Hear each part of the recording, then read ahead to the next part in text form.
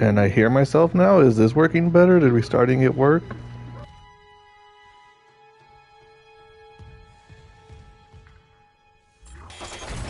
Hello, Extreme Squirrel. I was just having mic issues, so I just restarted my PlayStation. Welcome. How are you doing today? And I believe you're close to nighttime for you.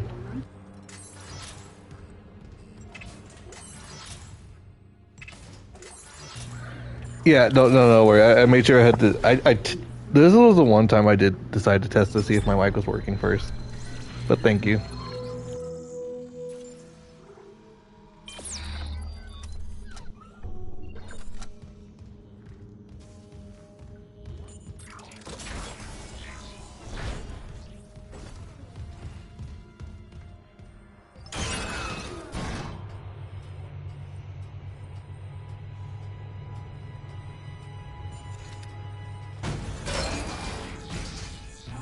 Well, welcome. How was your day? Hope it went well.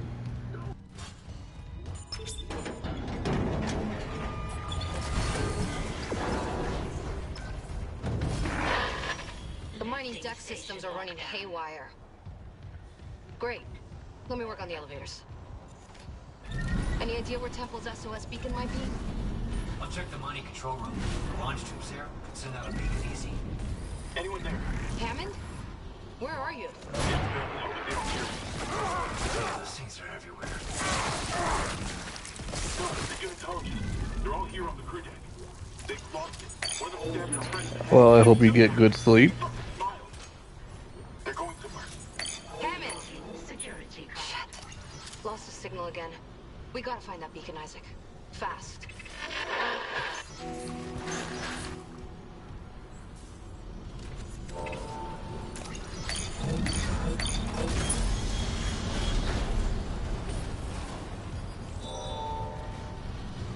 By the way, in case you couldn't tell by the title, this gun absolutely fucking sucks.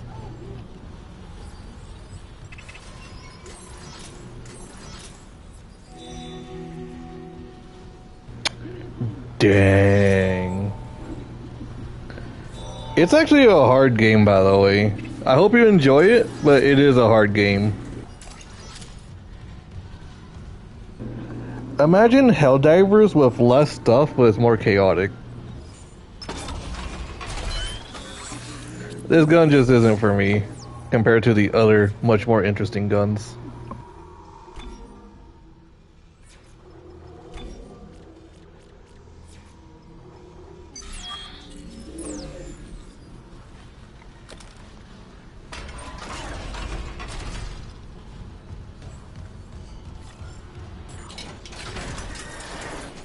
This is weird. Two of the mining subducts are locked down, even though all systems are running. The most powerful thing you could do with this gun is just literally shoot it. Its alt fire is... I tested out the alt fire fully upgraded on normal necromorphs and it sucks.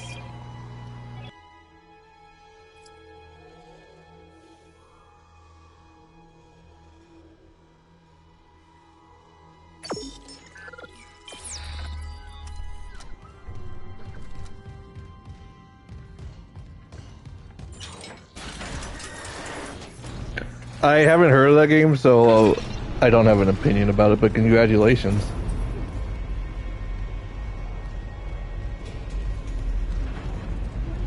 Pacific Drive sounds like a Pacific Rim game. Was that the movie? It was probably the movie.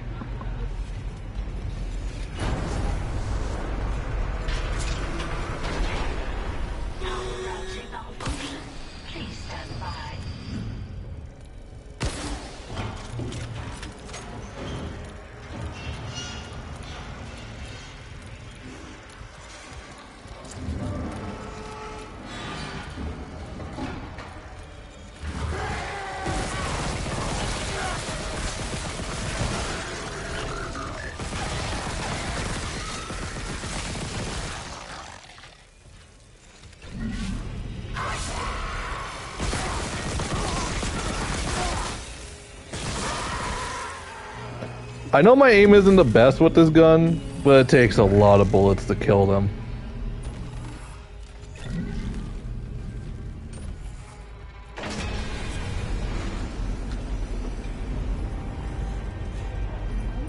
Oh, that's nice. The only game I could play with my mother is chess, and any game that she decides to buy on her Switch, which she lost somehow. I actually don't know where it is. I also lost my Switch. Kinda sucks, but I don't really care for it. I only care for the money that we spent on it.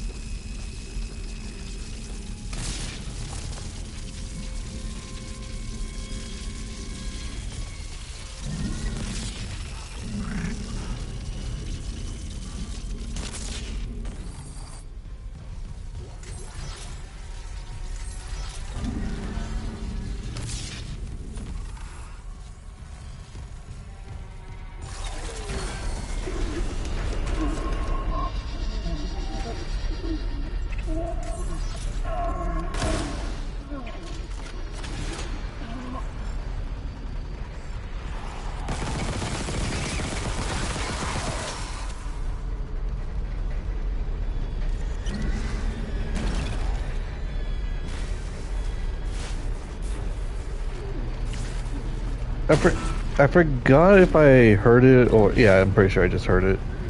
That I heard that EA wasn't going to be making a Dead Space 2.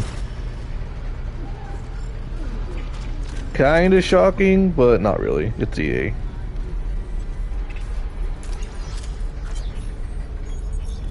Oh yeah, I know I didn't say it earlier, which I should, but I hope you have a good time playing those games with your mother. But whichever one you decide to play with her, but still.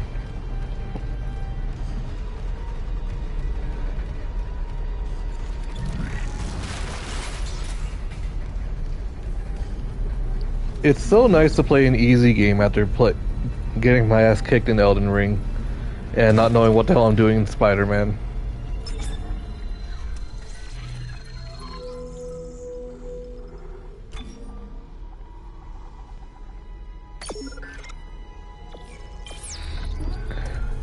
Yeah, that's true. Or is it? I don't know. It's one of those things that even if there isn't any proof, it is believable just because EA has a track record of doing, like, EA is training Microsoft and they have a track record of killing off things that are working well.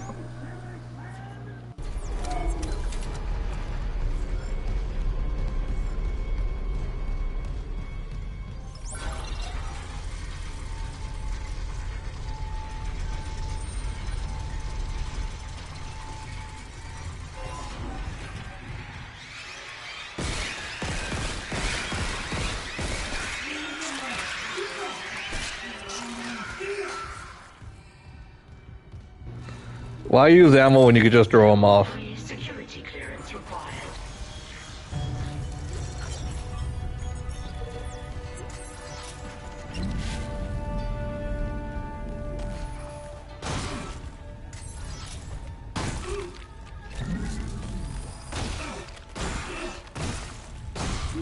Oh, hey, it's my favorite chapter, the one that likes to kill me a lot.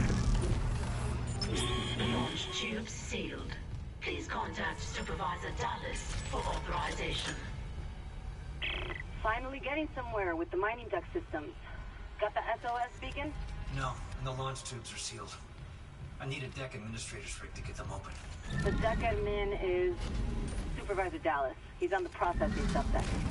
I've got rig activity for a Jacob Temple 2 maintenance subdeck. Maybe he left the SOS beacon there. Just hope you can reach it through these malfunctions. Not malfunctions. Traps. If EA does decide to make the remake the Dead Space 2 and 3, I hope they'll add in a skip conversation button and skip cutscene button.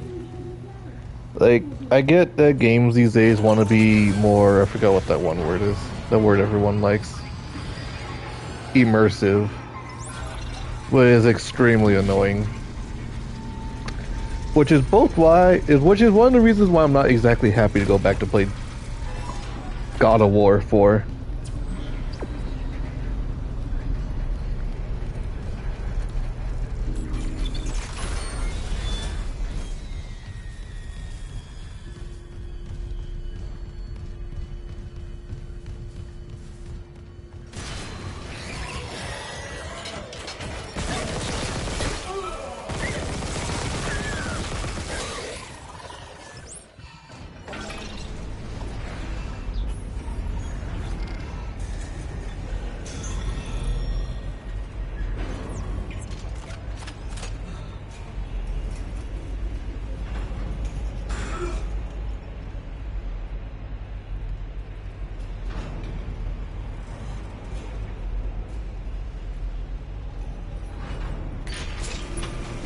Honestly, I do.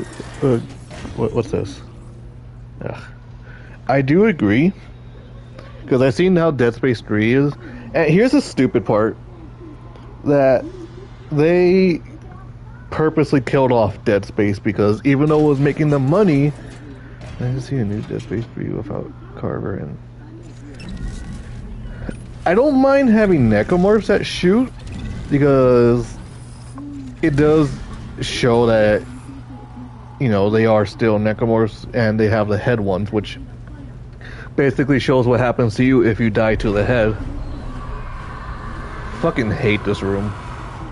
Like, I don't think there's any other room I hate more than this room.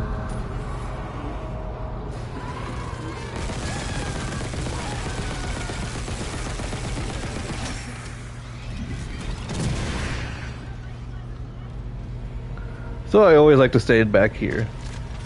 But yeah, I was talking about shooters without the. Okay, no, okay, yeah, you're right. Those parts I don't like. Here's the thing, I genuinely hate the story because in Dead Space 2, I'm pretty sure you already know the story considering. But anyways, in Dead Space 2, it's like what is it? The US EarthGov or whatever is like, oh, we're trying to use this into power, but they're like letting the people die. They're letting themselves die. Dude was just like, oh my god, you're the evilest bastard out here. Yet he's the one having them do the research to build more markers and whatnot.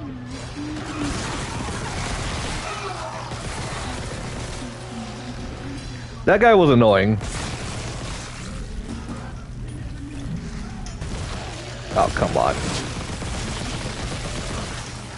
I don't like this gun. I really hope this fucking playthrough ends sooner than later.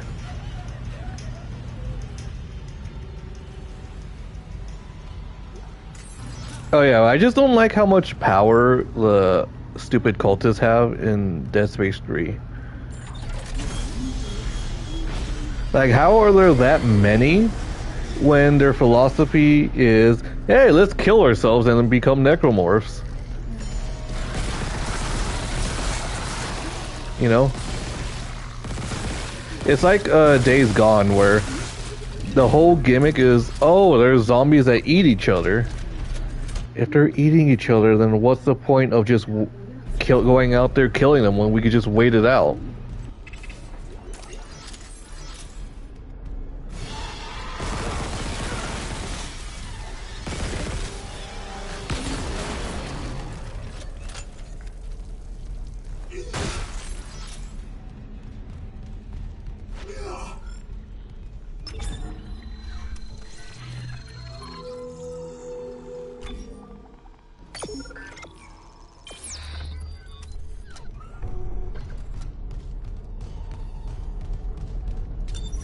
Entering zero gravity. The administrator's rig should be in the processing control room, but someone tripped the sail safe. The control room door can't open till gravity's restored, but the system won't reset the gravity while there's loose debris. Is the processing beam still running? Dumbass. Oh yeah, I also dislike games that have an insta-kill. but it'll also have a permadeath.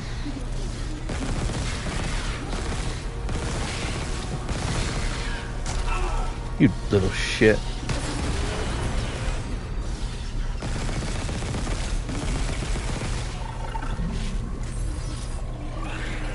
I was gonna say that this explosion didn't kill it. I was gonna be highly disappointed in this gun.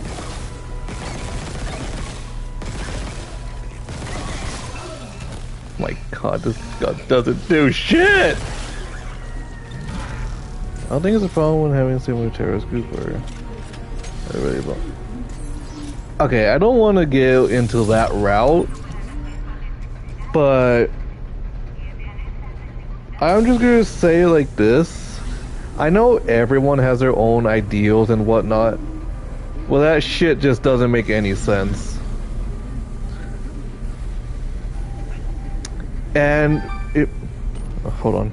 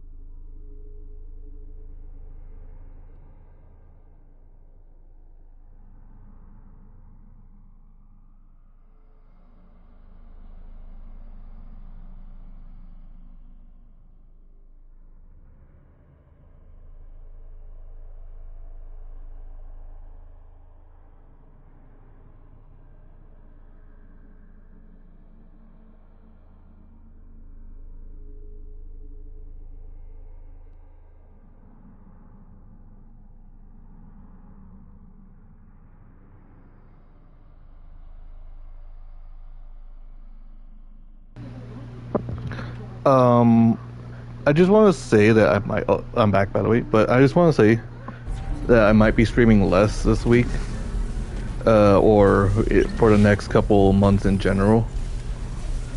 Like, I know I've been streaming less lately, and more so because I was depressed and just like, you know what, fucking just gotta start streaming.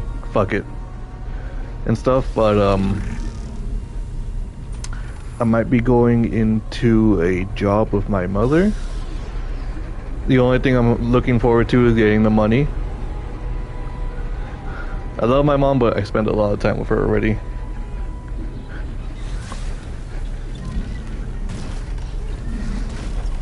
My God. What else? And I had to, in a sense, take care of my brother because he's gone through a sort of surgery. Trust me, it sounds cool. It's not going to be cool, Extreme Squirrel. I'm just going to leave it as that. I know my mother, and I'm not prepared for the many headaches. It might sound like a bad son, but trust me. It's going to be headache after headache after headache, depending on how good the days are. Other than that, it is going to be pretty cool.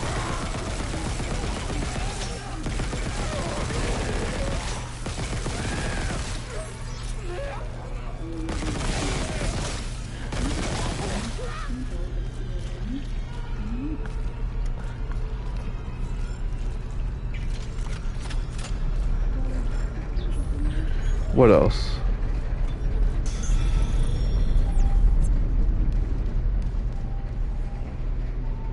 So yeah, I might just be streaming less in general for a little while. Well, it sucks because it's actually my vacation, and I was hoping to start streaming on my laptop again, despite the heat. But I'm gonna have to ask Zero. Or I don't know if you know who Zero is, but he is a good guy. And I'm gonna have to ask him to help me with tech support stuff.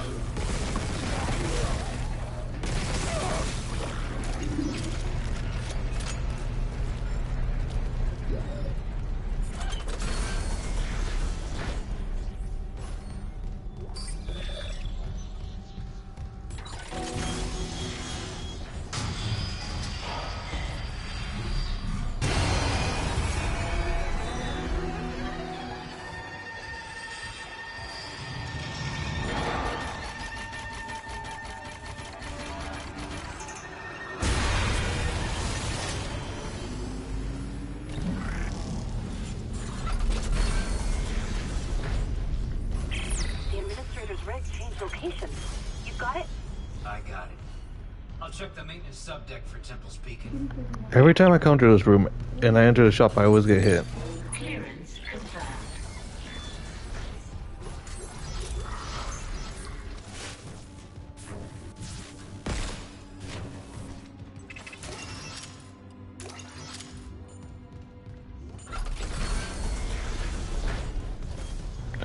Alright, I hope no one tries to stab me in the back while I'm looking through here.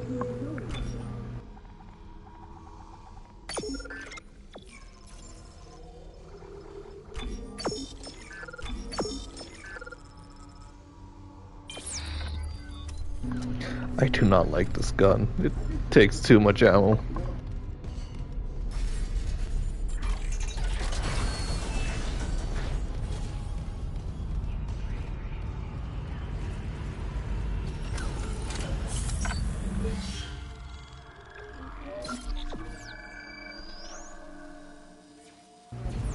Yeah, I get the feeling I'm not going to be done with this today.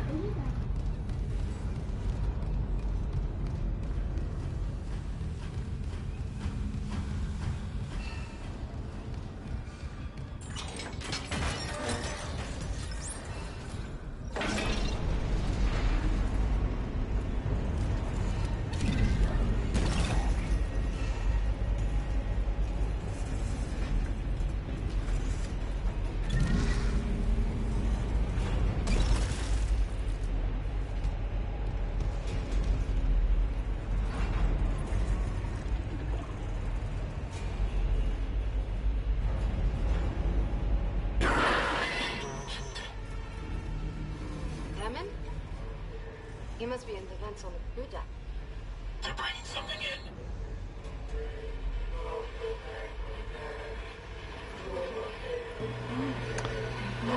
I know that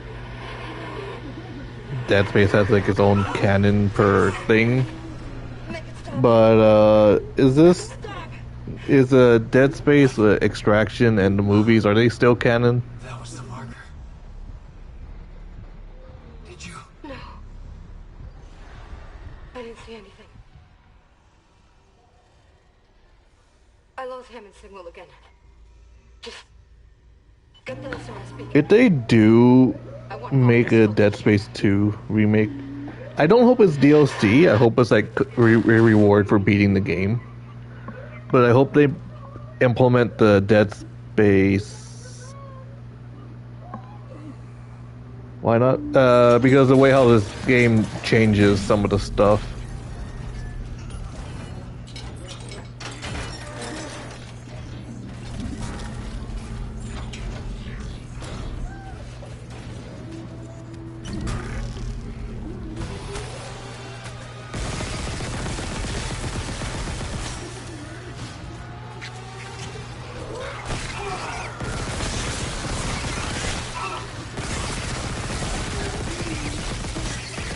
My god, can you fucking die? Now we got a person over there giving birth. Where is he? My god. Are you dead this time? That's a yes. But yeah, but I just know that this thing like changed some of the stuff. I forgot what, because my head's out of it and I just can't be bothered to even think about what they did change. I just know that they changed some stuff. But I feel like if they were gonna change, like, oh yeah, change some stuff, I was hoping that they would add in some of the unused content. Like, I know there was going to be a spitter in this game that's different from the one we have. I don't think I have to go in here. And all I know is that they just kept everything almost exactly the same enemy-wise.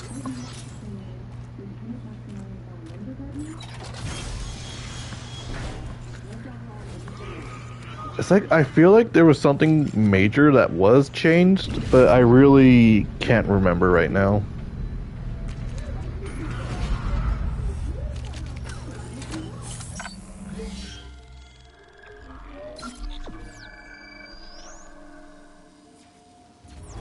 You know, other than Hammond dying differently, Chen being Chen, and the woman, let's call her Chloe, because I already forgot her. I don't think this is supposed to come off that easily. Daniels. No, that's someone else, probably.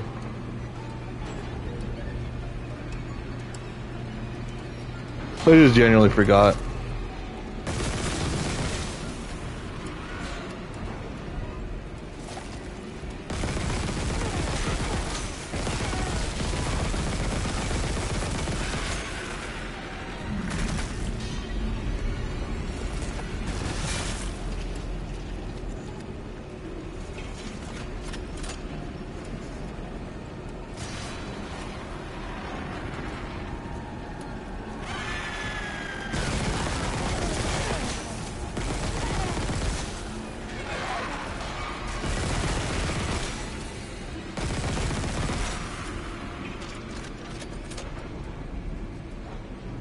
Oh well, I'm sure I'll remember later when it's irrelevant. That's typically what happens. Just start doing something else like hiking, like, oh yeah, out loud like I'm a fucking dumbass. Isaac.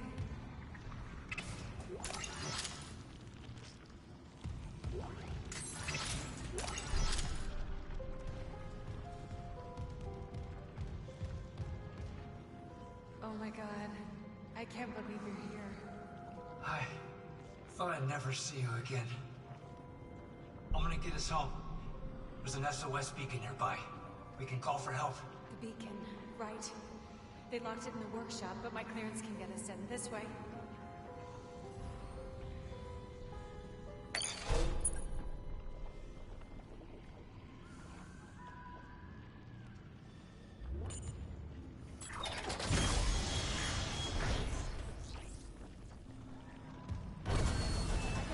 Workshop from here. Nicole, there's so much I need to tell you. Oh yeah, I think it was the inconsistencies I was thinking about. Everyone's counting on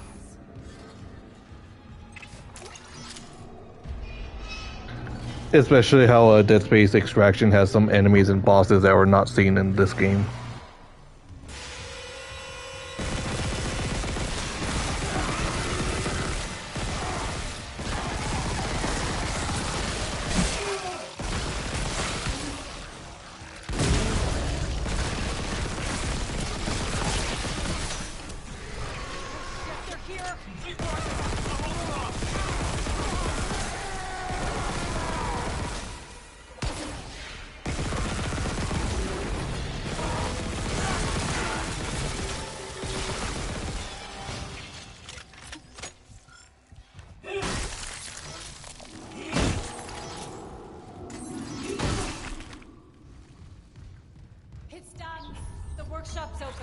I've never seen you at work. You're a surgeon with that thing. I got your back. Okay. How do I reach you? No, focus on launching that SOS beacon. There's maintenance ducts everywhere. I'll catch up. You see any more? You hide, okay? Cross my heart. I love you, Isaac. You can do this. Something I always found weird about Dead Space in general is that this game literally makes zombies that fully regenerate themselves in a matter of seconds, and literally less than a minute. And that the hunters just never cut off their own arms and legs and whatnot to keep regenerating and create more biomass. Like, it never made any sense to me. Isaac, I lost your rig signal, like Hammond's. I'm good. I got the SOS beacon. Nicole helped me. Nicole's there. We got separated. She'll find her way back. She's a trooper, huh? I'm heading back to the mining control room. I'll launch the beacon. You watch out for Nicole. Assuming the system doesn't fizzle out again. Stay sharp. Entering zero gravity.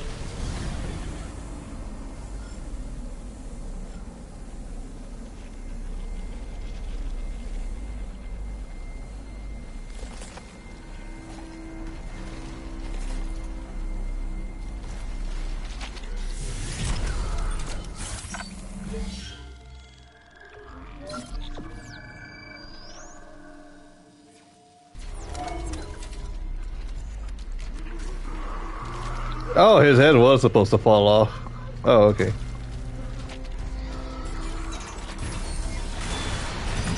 Exiting zero gravity.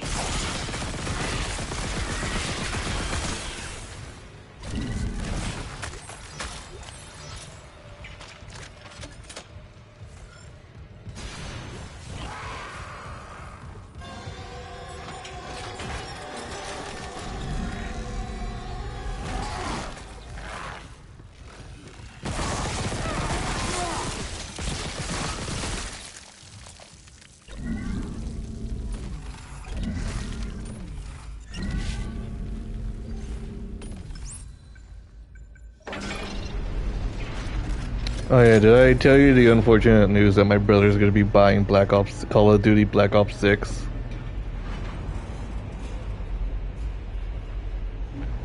In case I didn't, now you know. So I'm not being forced, but I am gonna have to play the game. Because he'll own it, so that means I'll own it, so it's like, why not? I literally want to see how bad it is that they are literally copying Arrowhead in Helldivers.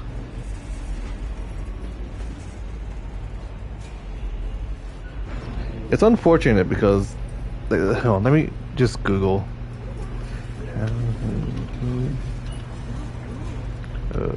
Okay, yeah, there we go. How many total oh, Jesus Christ. 22 main Call of Duty games, Jesus Christ.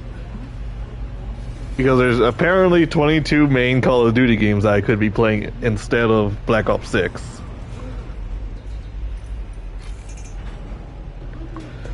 And it's unfortunate because I'm pretty sure everyone knows that Call of Duty, the actually good games, were being rewritten horribly. Like, if you remember the name Makarov, he's basically not even a terrorist anymore. Or something, I don't know. I wasn't paying much attention, as you can see. All I just know is that it was a lot of nonsense.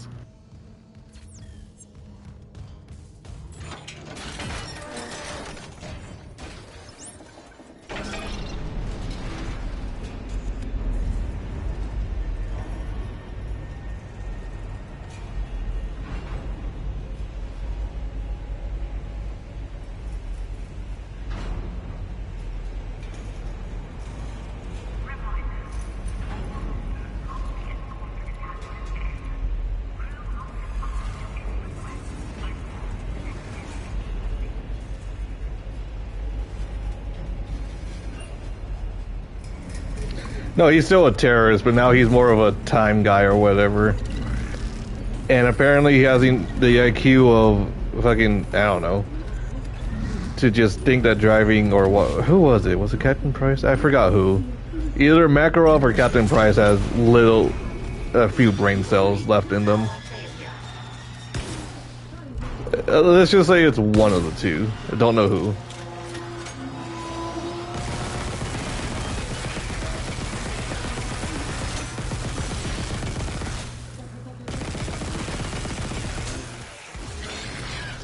Freaking late term abortions. Oh my god.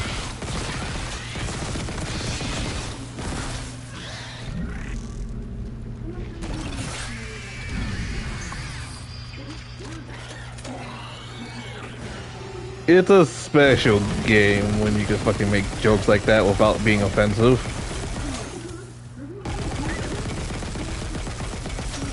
Oh my god.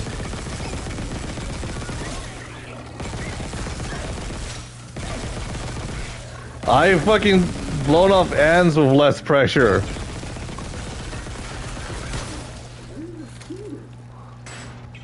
Oh my god.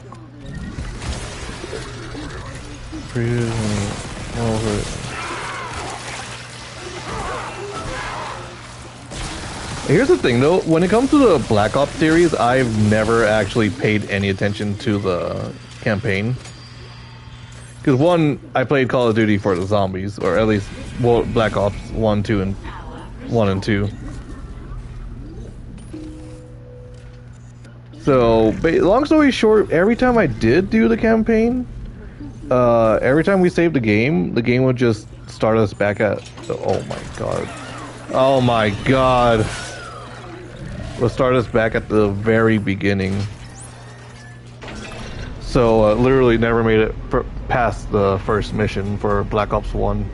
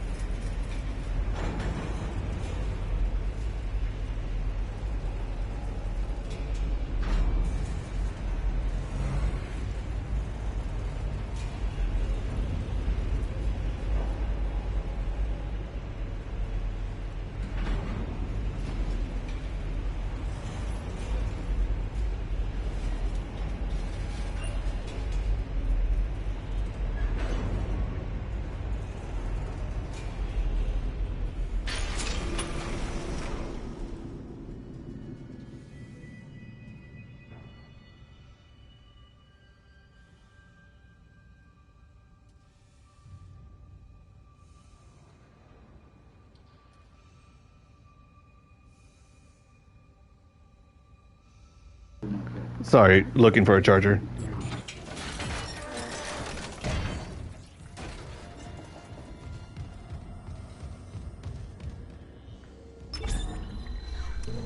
Honestly, you're literally the only person I know that plays Call of Duty for the actual story.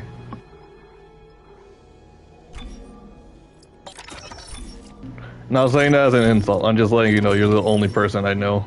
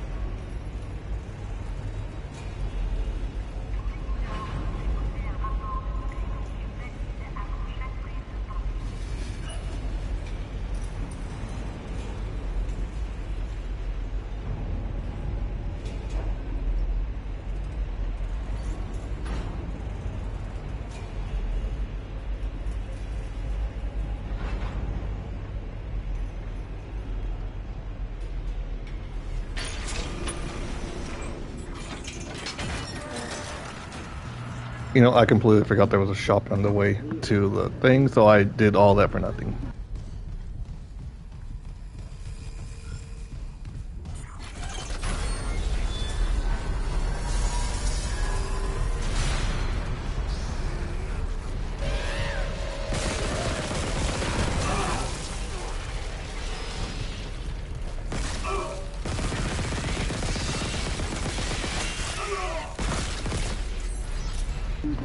Little shit had to get one last hit in before. Okay. Little shit.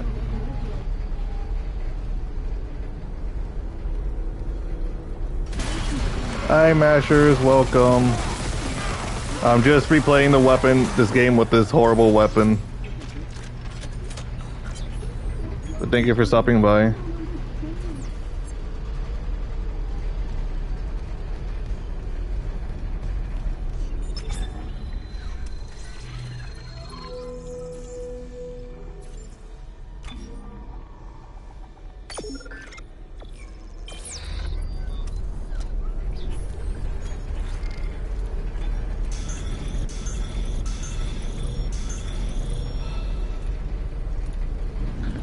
It's not that I torture myself. At least it's not how it started. Yeah, one is, and I would think it would be entertaining if, you know, someone knows I'm suffering. Extreme Squirrel is pretty bad. Trust me.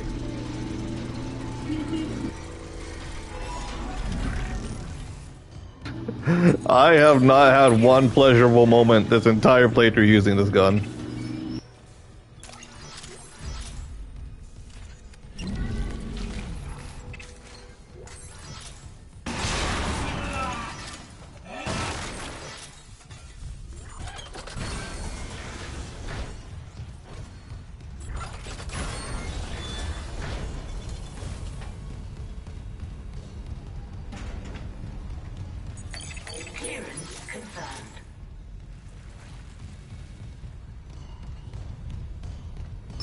Administrator access granted. Prepping launch tubes.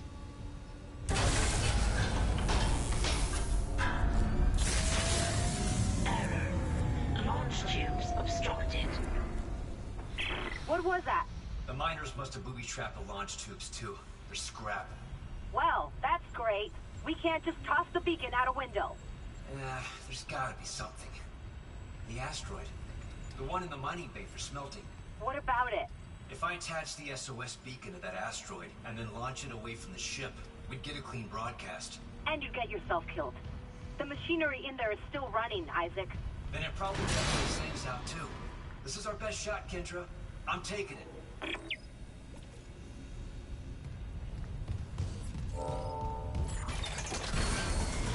But I hope you both are having a good day, by the way.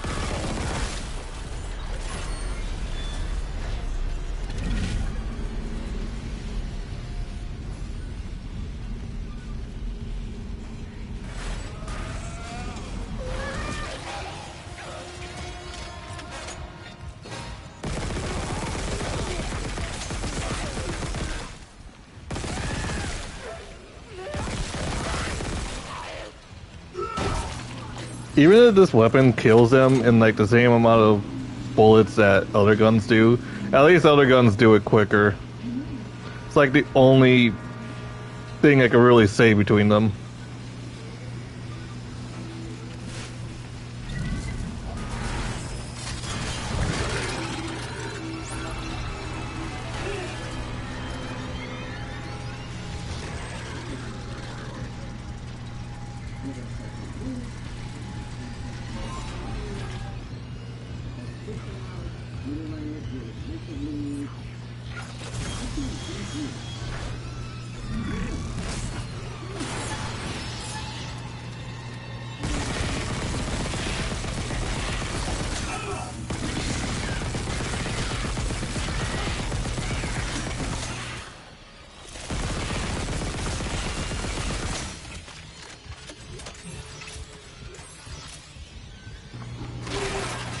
Oh my god, I said that with my mic on. Well, fuck me.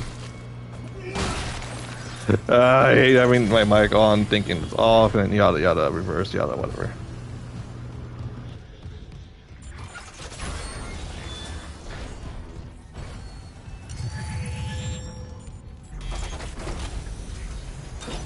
Entering zero gravity. The asteroid's held by a few gravity tethers. There's no emergency shutdown. I'll have to disable it in the hardware. Right at the SOS beacon on the surface. Okay.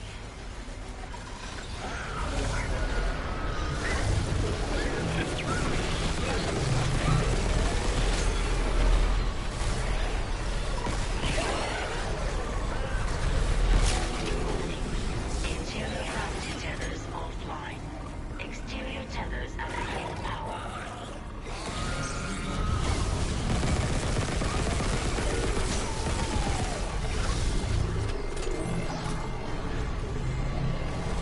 This weapon is so much better when I pair it with experimental stasis. That's nice.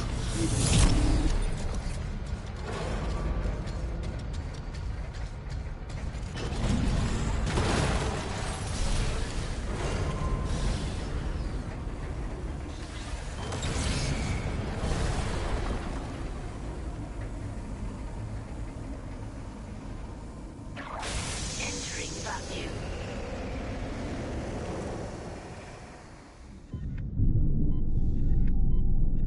Caution. Gravity tether disengaged.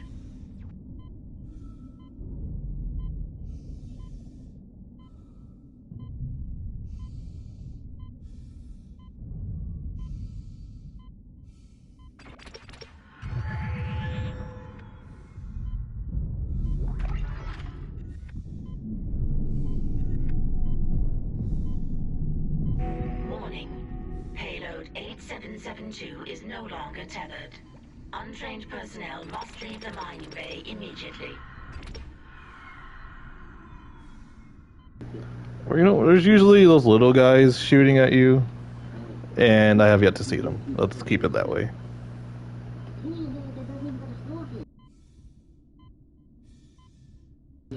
Never mind. Of course, as soon as I'm done, someone has to show up.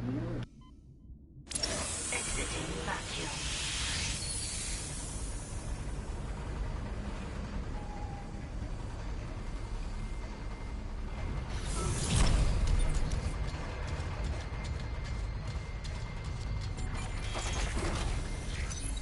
Exiting zero gravity.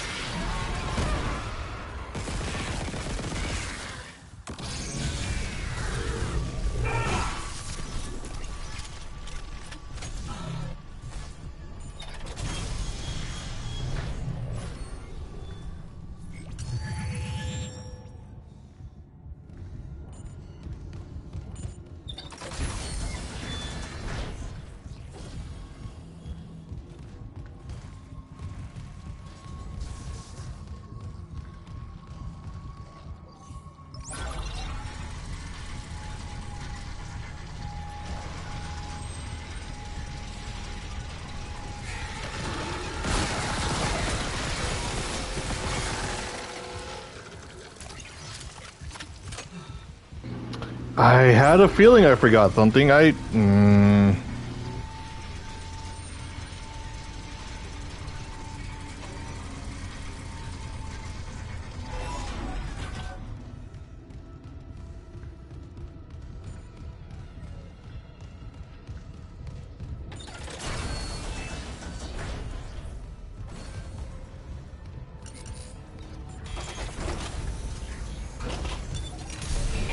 zero gravity.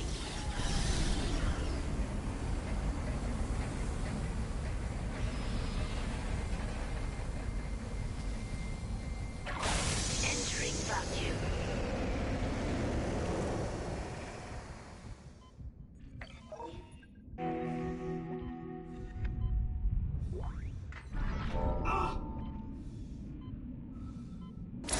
Exiting vacuum.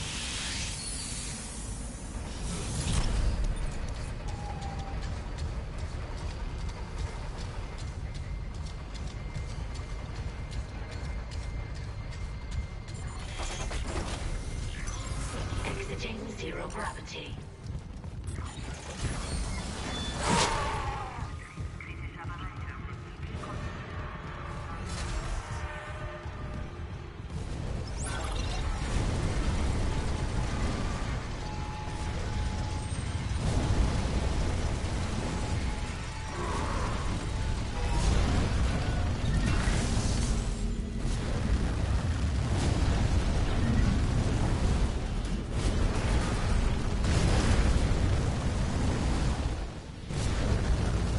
Hey, Extreme Squirrel, would you like there to be not necessarily a multiplayer based story mode, but at least a multiplayer mode for Dead Space? I personally feel like it's something that would at least be appreciated. But every time I listen to someone saying like a Dead Space review, they're like, I feel like it was a fun mode, but it wasn't necessary. Like, oh, come on. If it's fun, then, I mean, hey.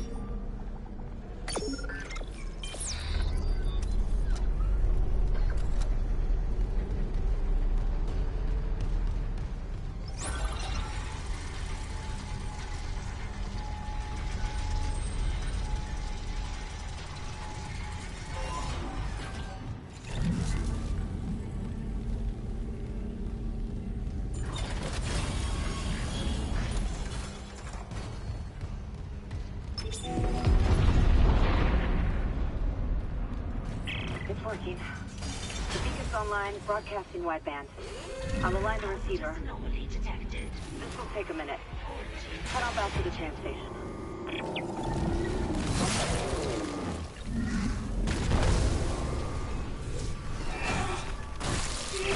Quarantine ship with that hunter there, the system can't lift the lockdown. Override the manual door release! I'll try.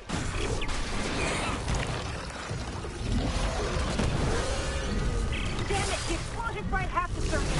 Almost there. Hold it off.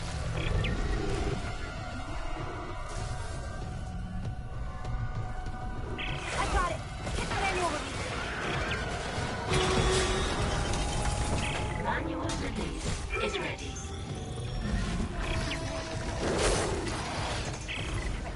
Damn it. Try the door now.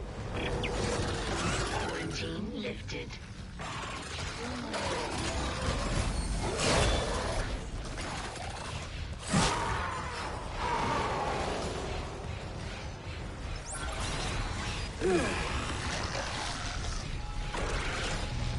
I wonder if leaving them alive will come back to haunt me later.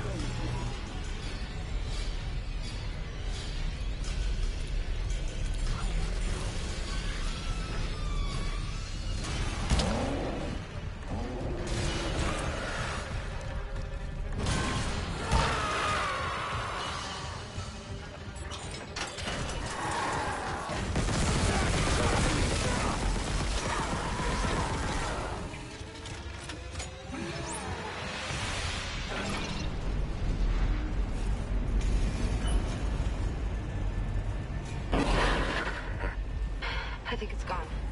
But I can't be sure. The system's bugged out again. I'm getting those camera glitches. The ones that look like my brother. Waving at me. At least the beacon's away. I'm aligning the... Wait. Array receiver not responding. Oh, I don't know why it feels like I have a cut on my stomach when I clearly Guess it don't. wasn't a broken encoder. measurement was wrong too. No comms, no rescue.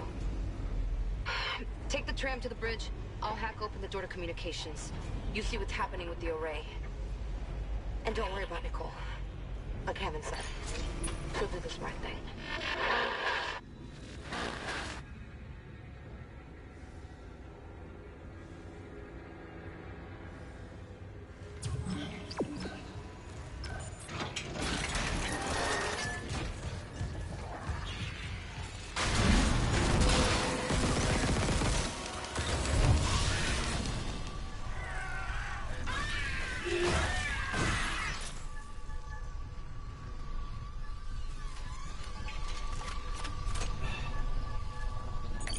Clearance confirmed.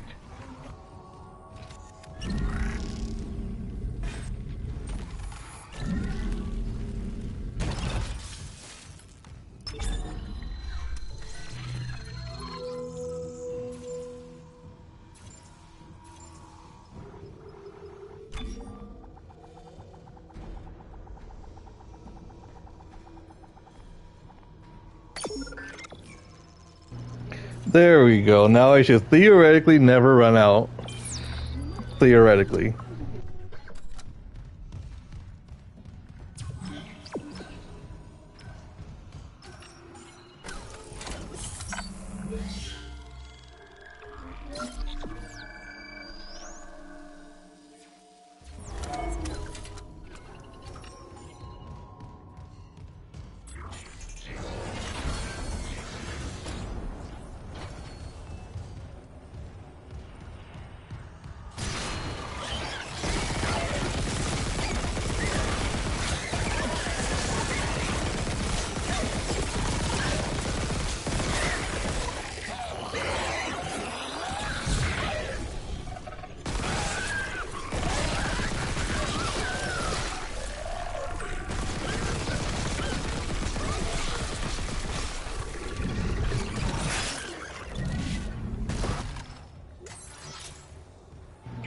I swear it takes so many bullets just to kill them. Okay, I should not run out unless I keep getting those kinds of necromorphs.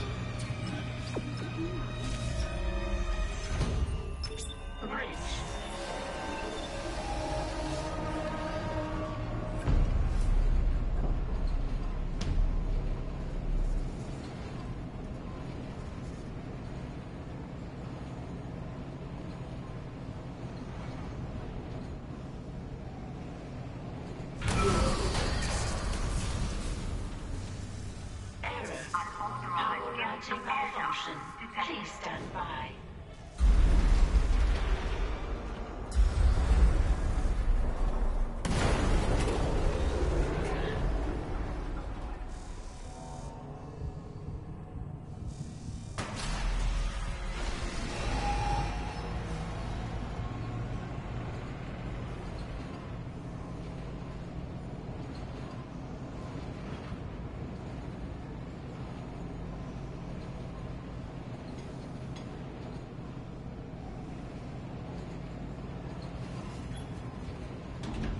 Now arriving at the bridge.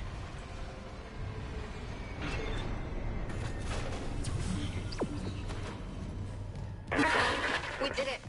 Hep, Isaac, a ship just shocked in. The USM Valor. They must have heard our SOS. That fast? What's a military ship doing way out here? Out on patrol? Whatever, right now I take a rescue from a fucking magpie. Head for communications. Once we fix the comms array, we can get all the answers we need.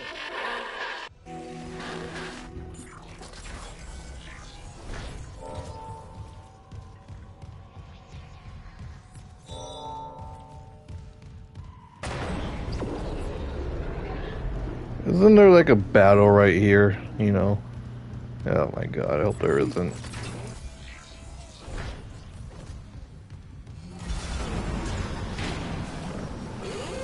Hazardous anomaly detected. Quarantine activated.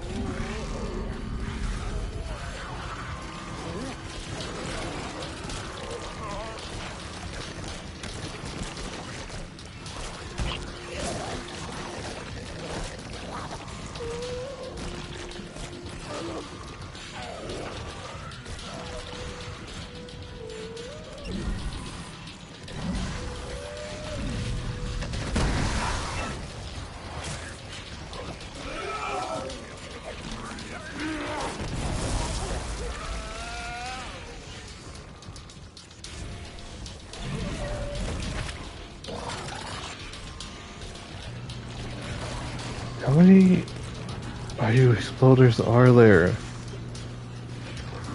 Like, there seriously can't be this many. At least as many that are not blowing themselves up.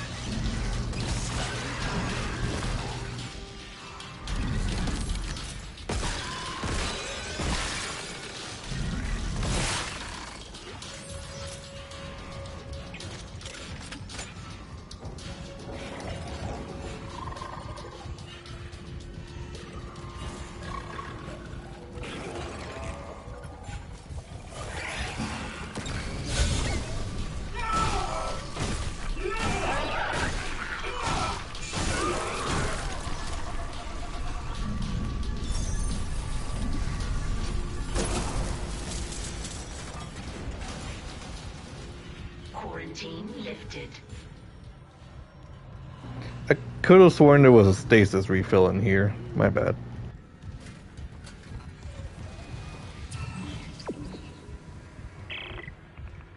Another one. I'm getting weird feedback spikes on local comms. If whatever's wrong with the comms array is spreading. No, that's not it. So, the door to communications should be open. You can head down to the comms control station. And Isaac, watch what you say. I think someone's listening in.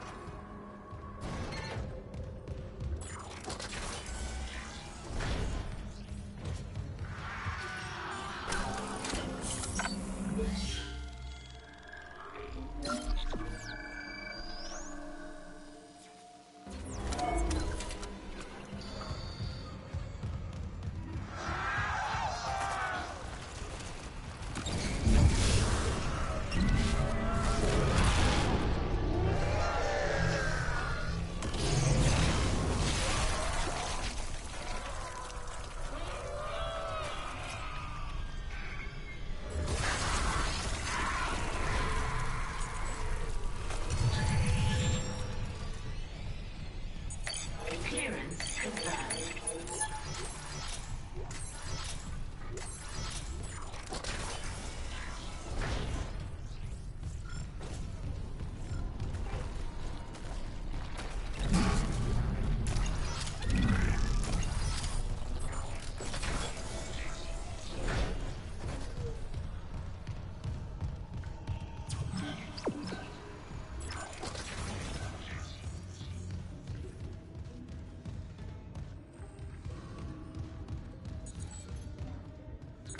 Clearance confirmed.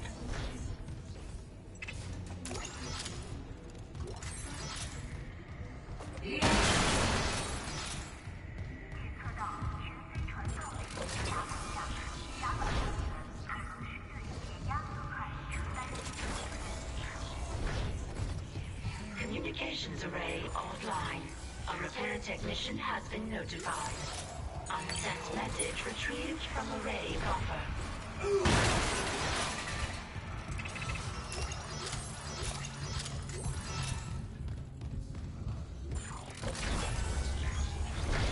Pilgrimage can be completed without interference.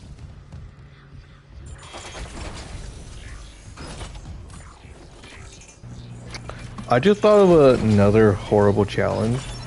Entering zero. It's basically Dead Space, but you can only use whatever you pick up.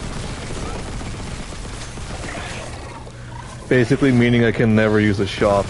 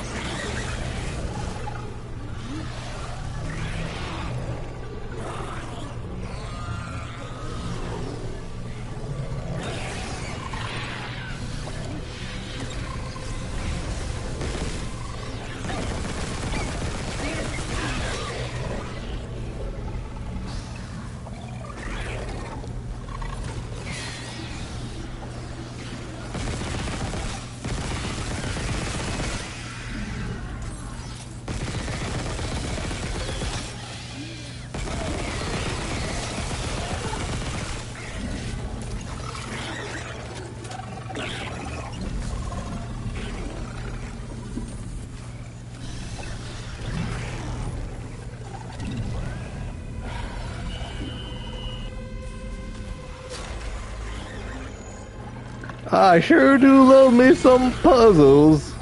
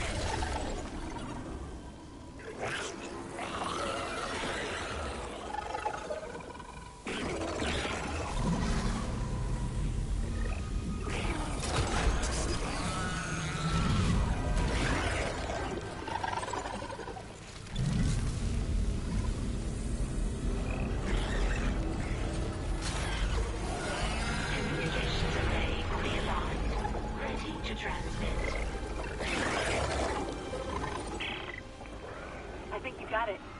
Try opening a channel to the Valor.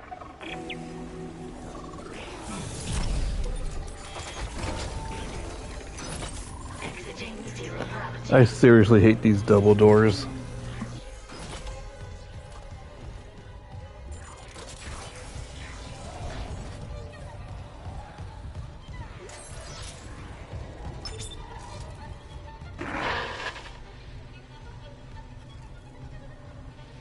This is USM Valor, broadcasting on all frequencies to USG Ishimura in response to your SOS. We've picked up your escape pod number 47 and are en route to your position. This message will repeat every 30 seconds until you respond.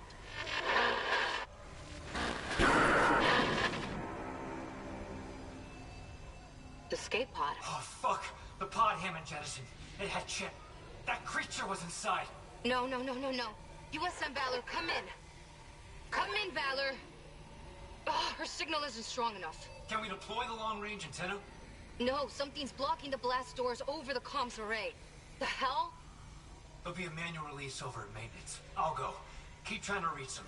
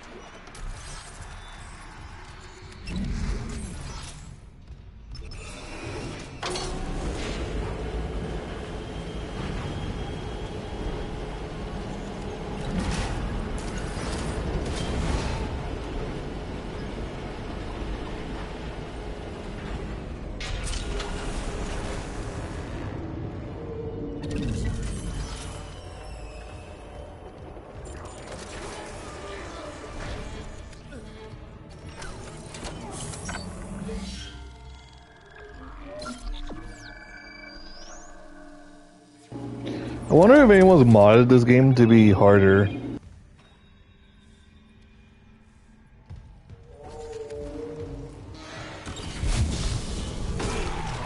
You know, instead of doing challenges like I do.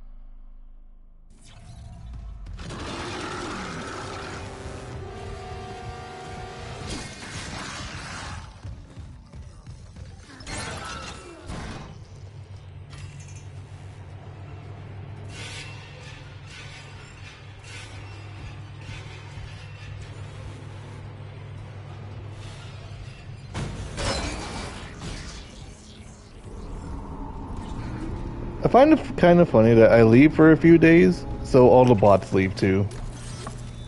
I mean, it's nice that I don't have my thing filled with bots, but it gets lonely knowing I don't have the bots spying on me. Yeah, I'm joking.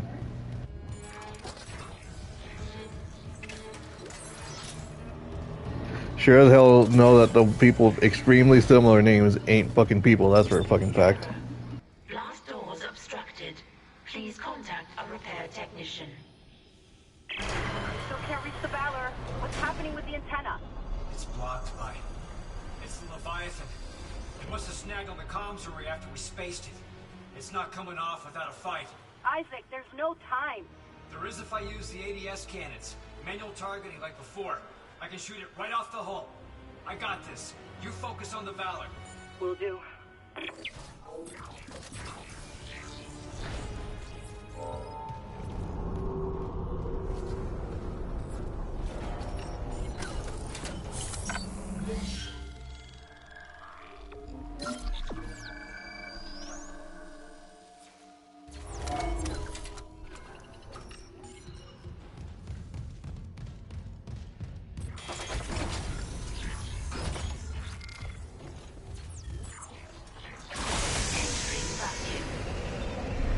Entering zero gravity.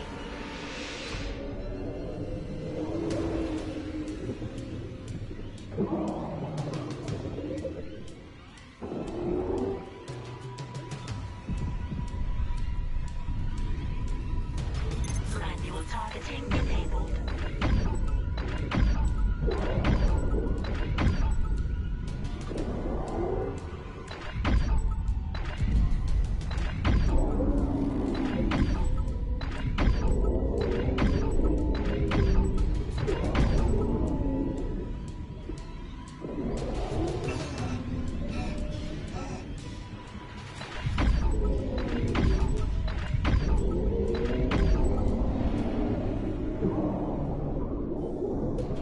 Warning.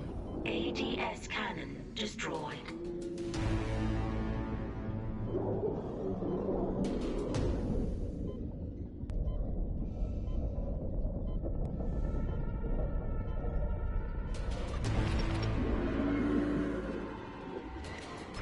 Manual targeting enabled.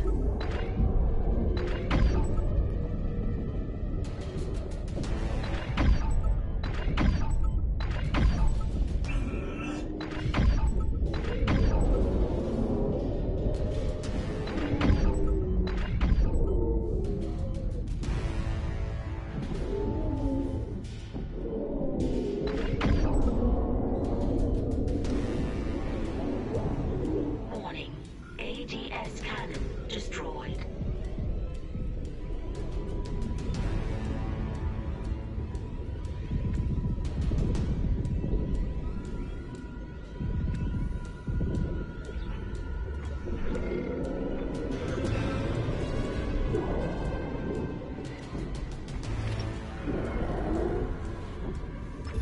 Manual targeting enabled. It is honestly such a weird boss fight.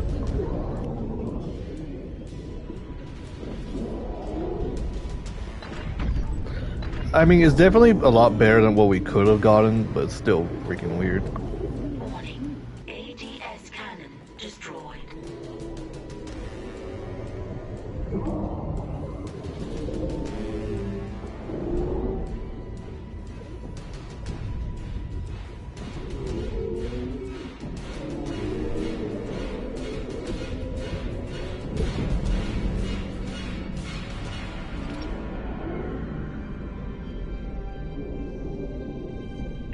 Is it dead? Dead and gone. I'll try the antenna's manual release again. Do it. I've got a transmission loaded and ready to go. I want to play another survival horror game. Fortunately slash unfortunately, it's gonna, one of them is going to be the quote-unquote original Resident Evil 4. But still, I want to play a good one.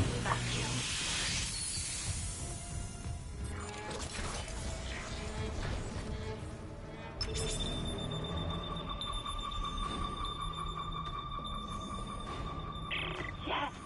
Finally! USM Valor, this is Kendra Daniels on the USG Ishimura. Do not open the escape pod. Repeat, do not open that escape pod. Do you read?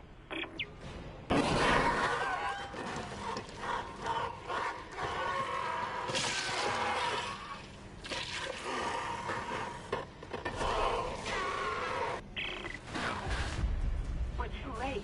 The Valor! It's heading right for you! Brace yourself! Nicole. Collision imminent.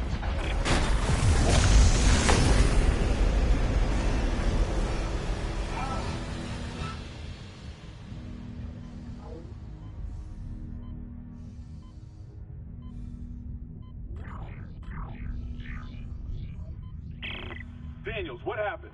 Something shook the whole crew deck. What hit us? An asteroid? Those things got onto the Valor, a rescue ship. They found your escape pod. And the one that used to be Chen, God damn it! the Valor's scrap. By the time another ship hears the SOS beacon, we'll all be dead. No, that's what I was telling you. I found an executive shuttle on the crew deck, intact. And the log says that shuttle's missing its singularity core. It can't get us home. Wait, maybe it can. If the Valor's singularity core is okay, I could salvage it, install it on that shuttle. We're fucking out of here. Where's the Valor now? It's near comms. Keep us stable. Isaac, I'll grab a suit and EVA onto the Valor. Meet me there. We'll find that core together. Let CEC clean up their own mess. I'm saving what I can. I wonder how he got onto the ship. Zero gravity.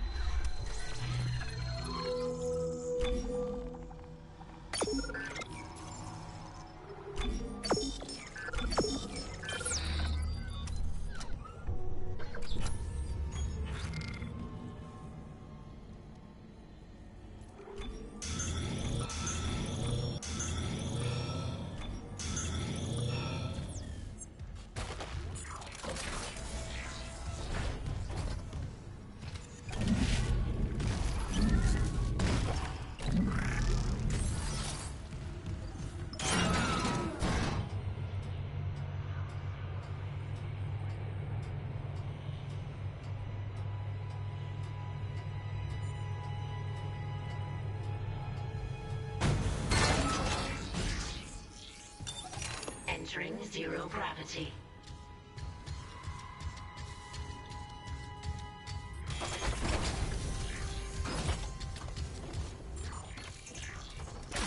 Entering vacuum.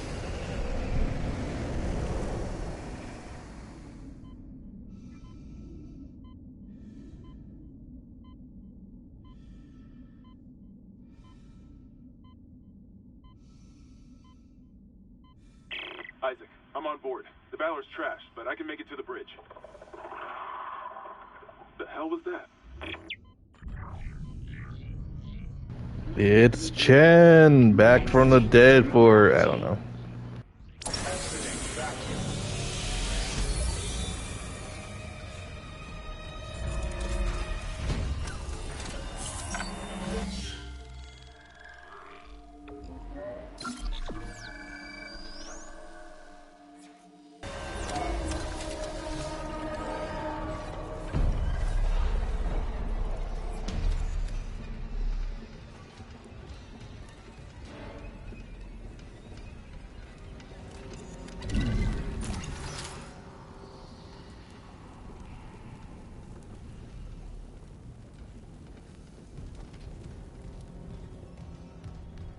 Isaac, we have a problem.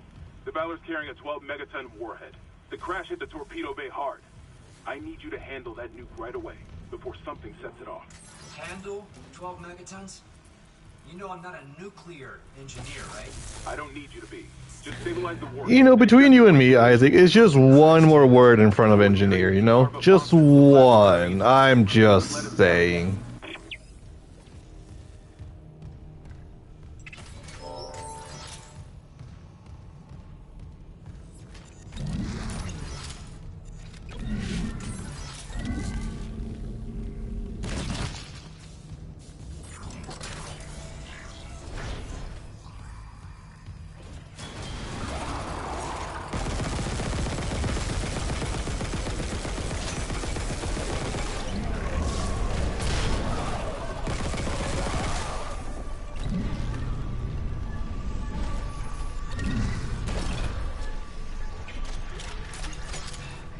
Soldiers must have had stasis units on their armor.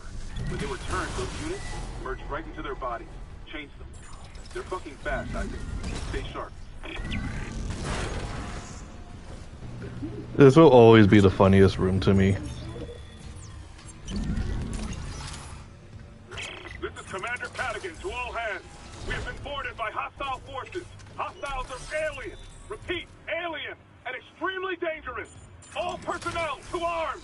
Fire at will!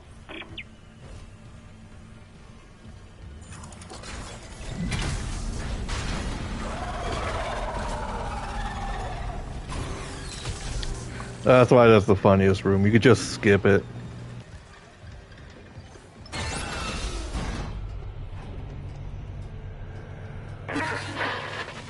Mr. Clark? Hello?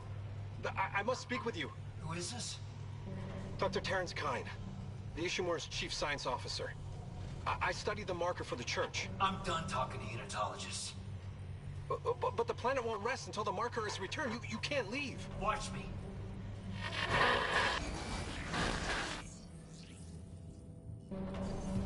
Caution. Radiation hazard.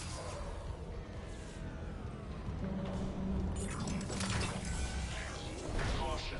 Radiation hazard. Caution. Warhead unstable. Contain all explosive materials.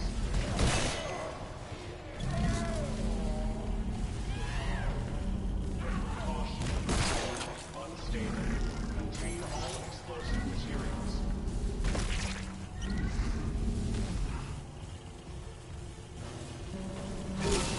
Warhead unstable. Contain all explosive materials. I wonder if this room was meant to be stressful, because the sound of it is stressful, but it's really not stressful at all.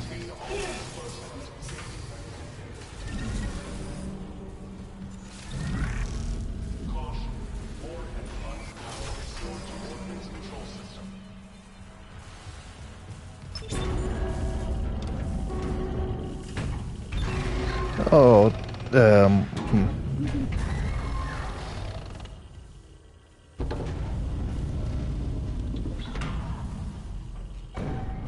Warhead has been ejected.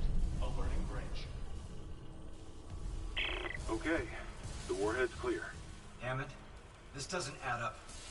If the Valor was just on patrol, why bring a nuke? And if they had a target, what's out here except us? Yeah, I know. I'm downloading a munitions report right now. I'll clear your route to the engine room. Grab that Singularity core and let's get out of here.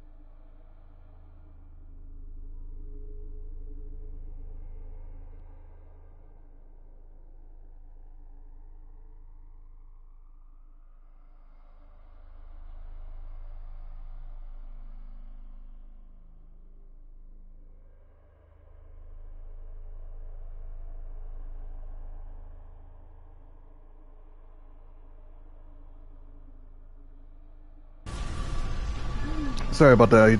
My mother got home and she bought some food.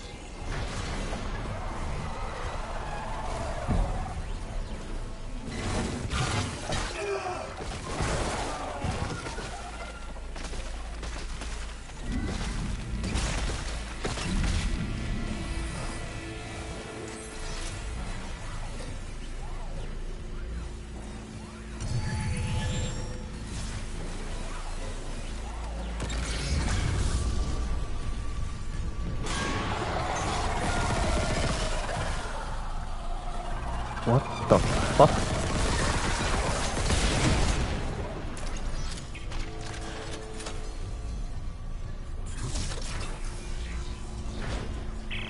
Isaac, you hearing this? It's Chen. There, on the rig link. Did I lock him in alive? Chen's dead. You know that. I know my own fucking corporal. Chen, come in.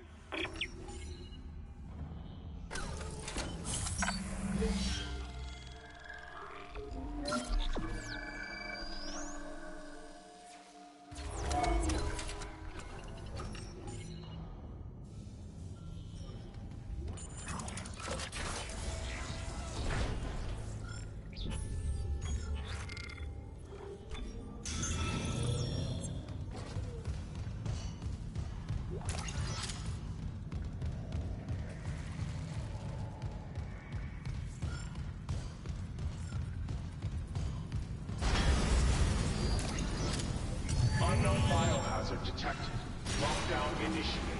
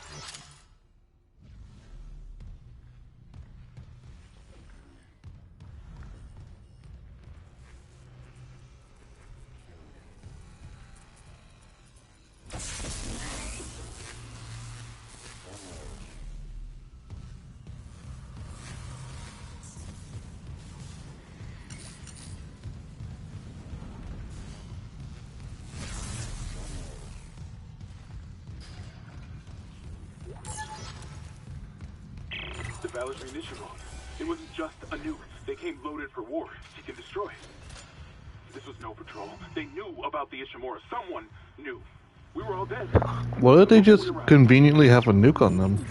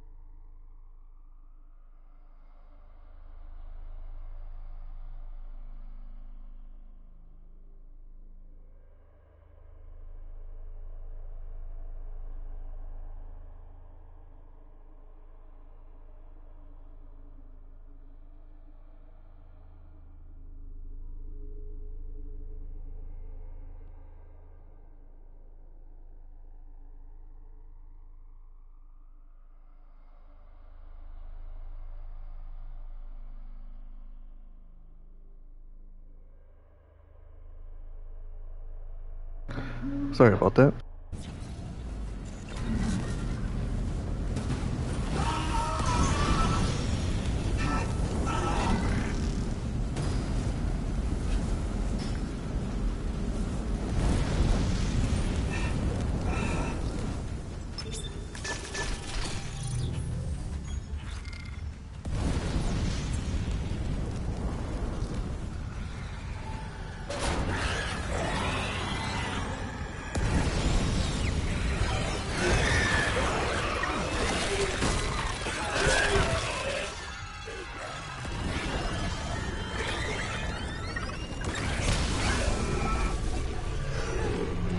You know, I was really hoping to run past both of them, have them run into the fire, but that's okay.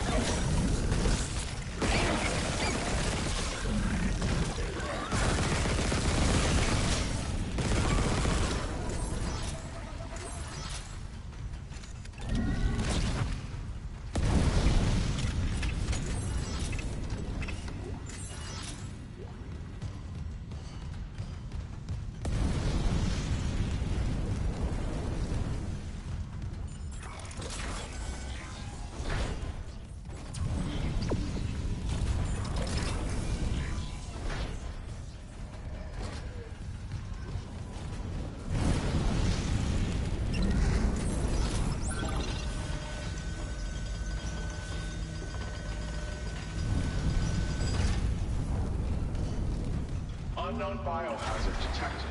Lockdown initiated. Another malfunction. Half the Ishimura's in the red. Someone get the door open. Shen?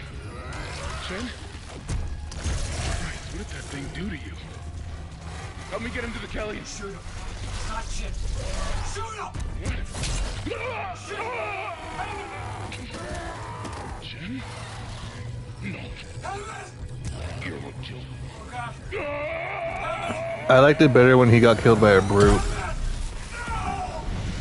Quarantine lockdown disengaged.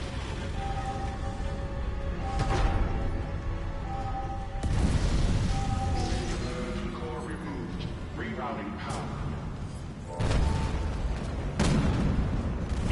What? Him and Vitals, they just flatlined. He...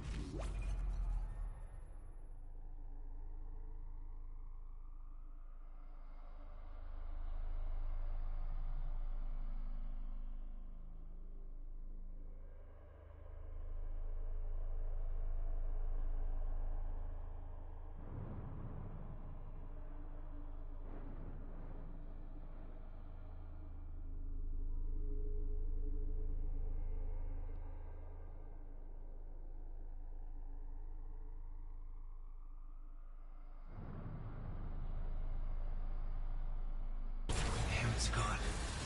Damn it, shit. Oh my god. Warning. Cascade failure in all primary systems. Fuck! The Valor's gonna blow! Go! Warning. Primary systems failure. Evacuate immediately. Warning. Primary systems failure. Evacuate immediately.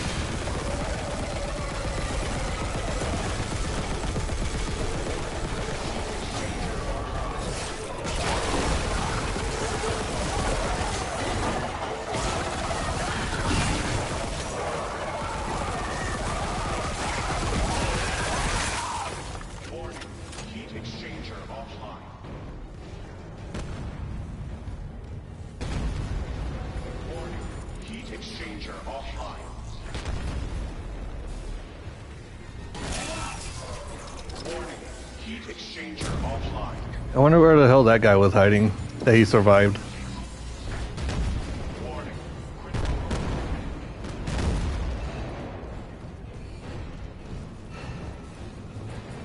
Warning.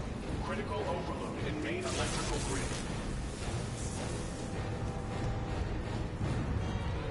Warning. Critical overload in main electrical grid.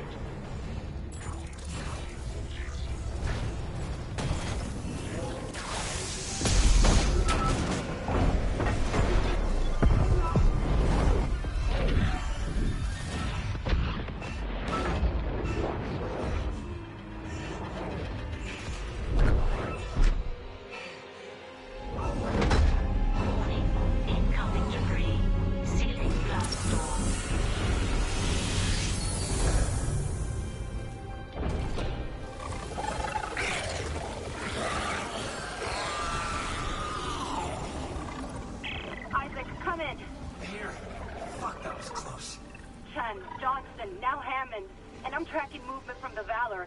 I think some of those mutated soldiers made it on board. What about the Valor's Singularity Core? It's covered in blood, but I got it. God, I hope Hammond was right about that shuttle. He said it was on the crew deck, along with every unitologist on the ship and their marker. You need to... Wait, someone opened the door near the bridge atrium? It'll get you to the crew deck, but who's left with that kind of clearance? Isaac, something's up, but we have to get that shuttle. For God's sake, be careful. We're all that's left. Exiting zero gravity.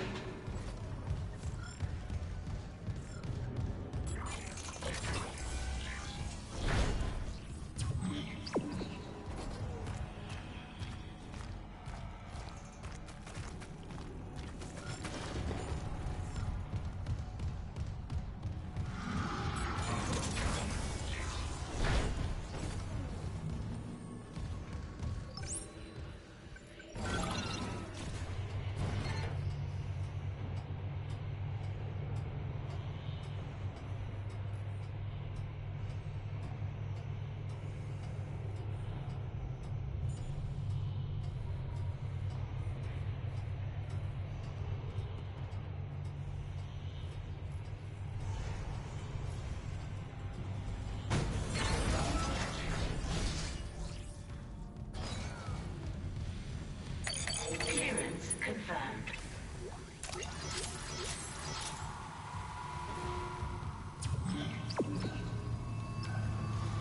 Clearance confirmed.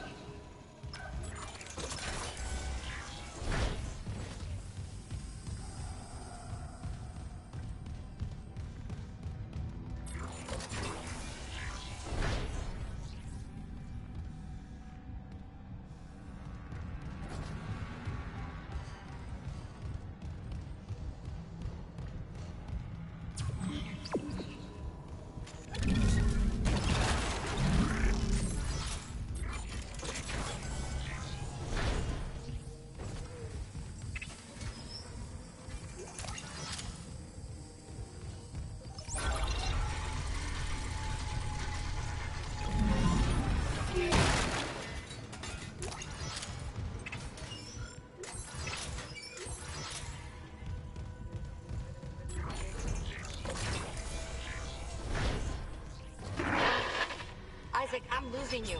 Something on the crew deck must be interfering with the signal. I can guess what that something is. If the marker's active...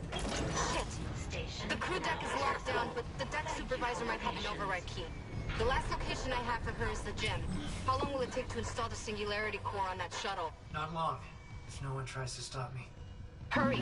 I feel like if I make an Among Us joke, it would be very out of bed. It would be very old.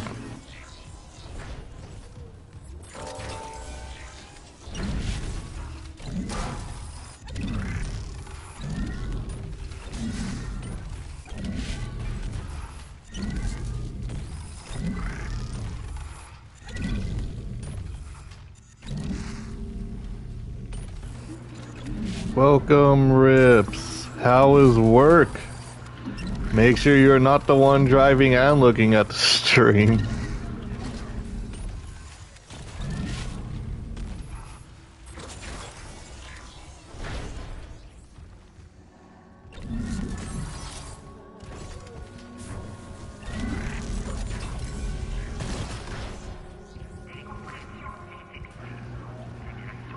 Oh, you're home. Well, then it's not fun if you're not driving and doing the thing. Just kidding. Also, I made sure my new thing showed up, my new rules, so if anyone comes in self-promoting again, that they will either get suspended or banned.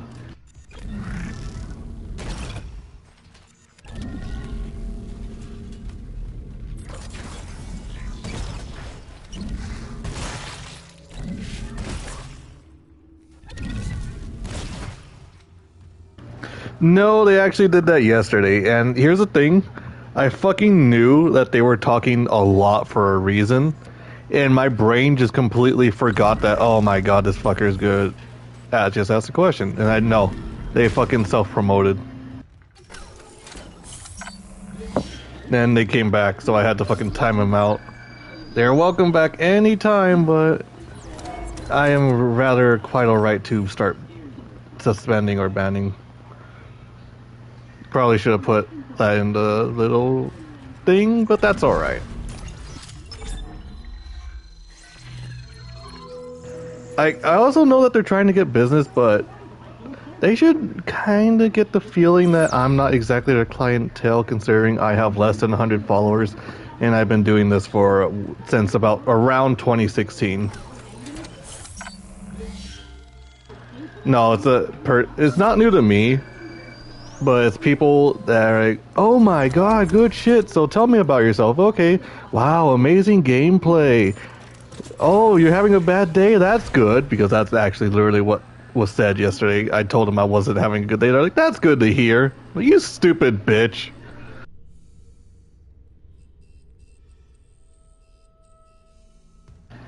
So yeah, if you ever have anyone like that join your chat, who's literally brown nosing the hell out of you, just know that they're there for a reason. So they're not there because they want to be there.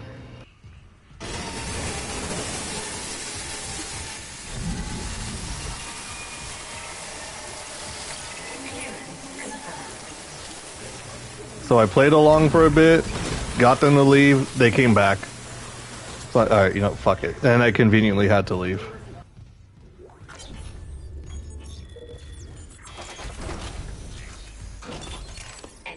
Zero gravity.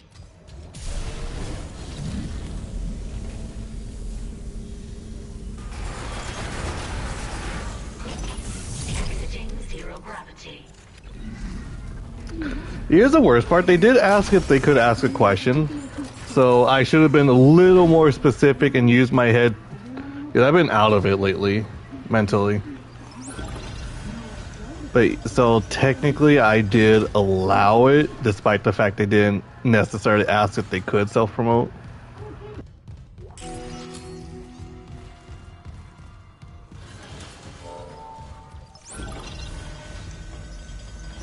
Sometimes I also wonder if I should just start a new Twitch channel, and with a new, like, everything, and just dump this one. I don't know. Sometimes I wonder if I should. Sometimes I just like, it'd be too much work. Other times I'm like, maybe it wouldn't be that bad of a thing.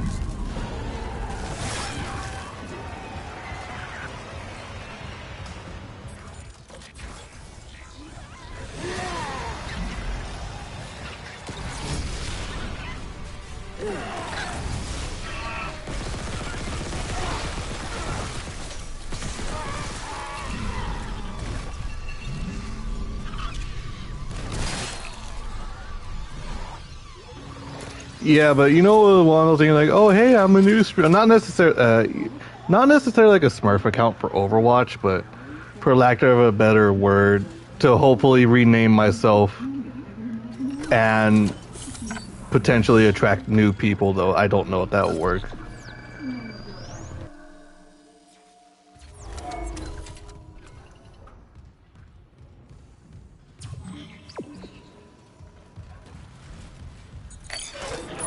Security card.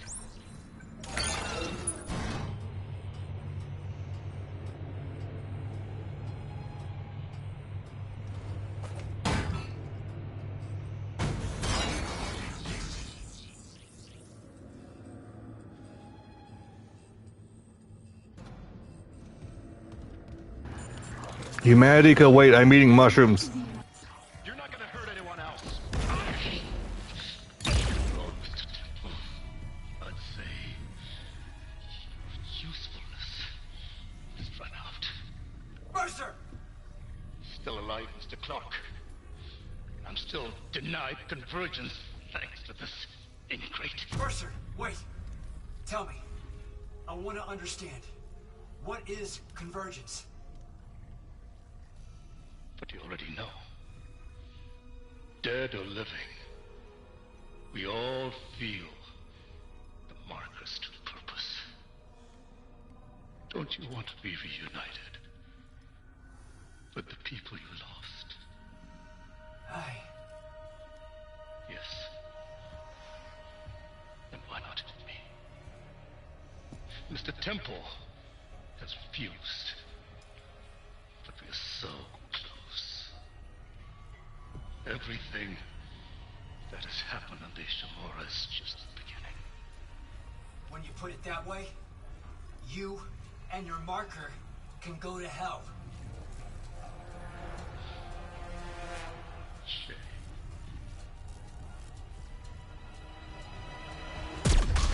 No! God damn it! And a slow death in stasis.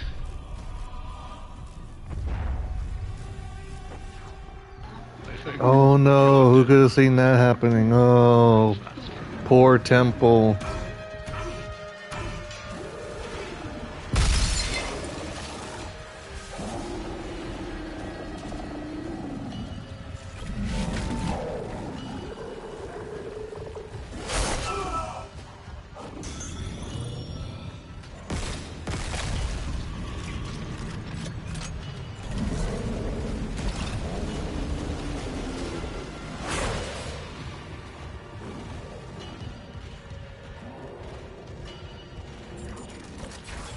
No, it is not Rips.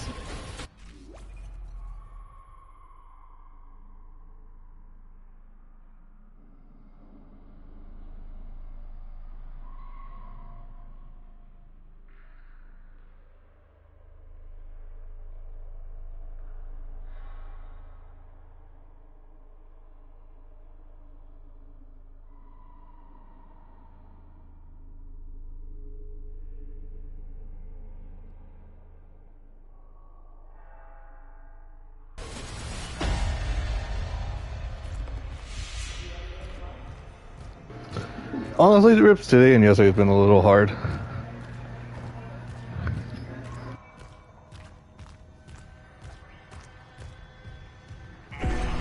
But you're on it, right, Isaac? Everything's gonna be just like it was.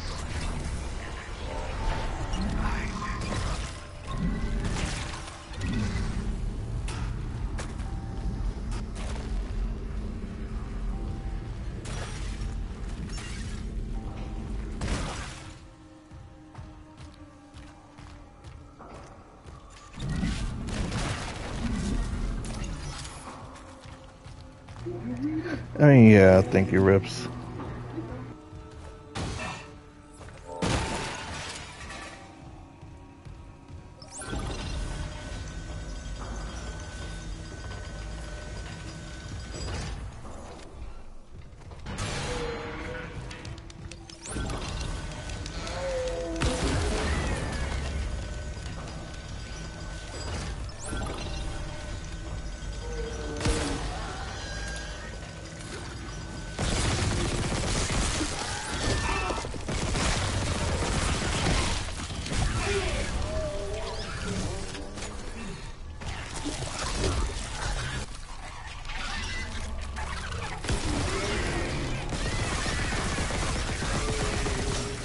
Literally, Rips, all this attempt is just doing it with this gun. And in case you can't tell by my laughter of using the gun, I do not like this gun at all.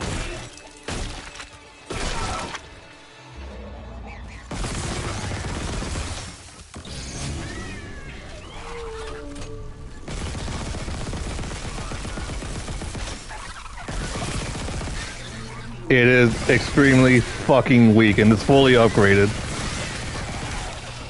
Extreme Squirrel likes the gun. It's his choice, but I don't like it. I can't stand it.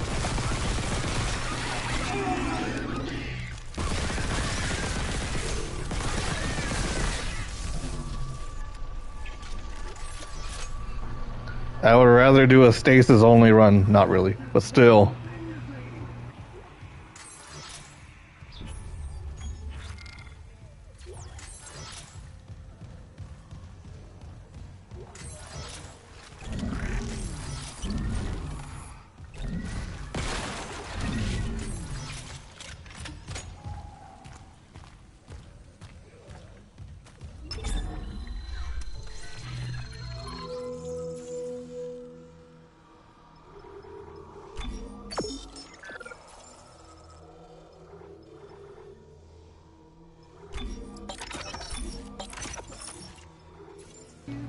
I also stated in another server that I wasn't exactly feeling too well, and no one said anything, so I guess I'm just gonna stop spending some time. Gonna spend less time on that server if they're not gonna really at least care for some of the people there. So yeah, it's been a fun week so far.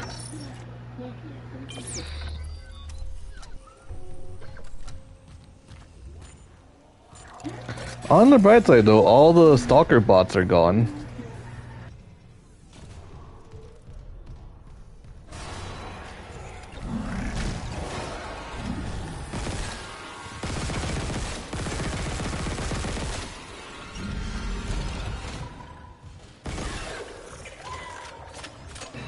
Yeah, I'm pretty sure he's not going to catch up anytime soon.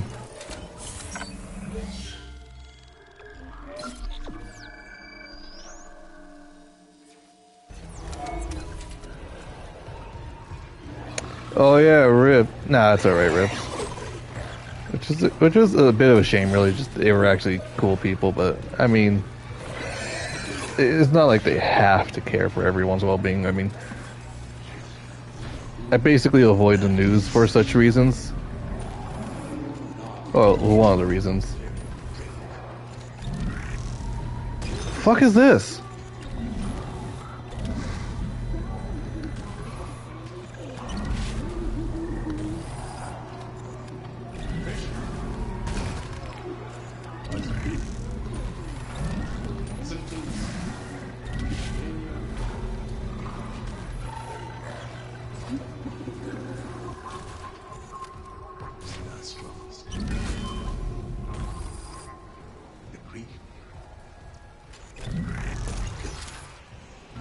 Oh yeah, did you ever teach Ruby that lesson? Did you ever just look at her right in the face while you're eating her food for her? Just kidding.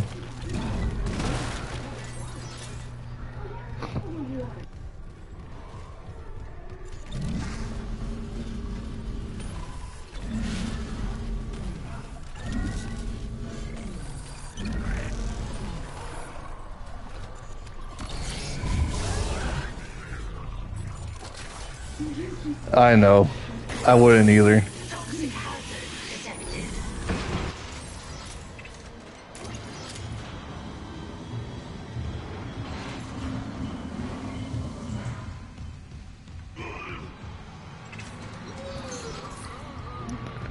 I didn't know this, but apparently you can literally run past these guys. Don't ask me how I know. Because I didn't find out firsthand. It was just slightly disappointing when you found out, kind of thing, you know? Alright.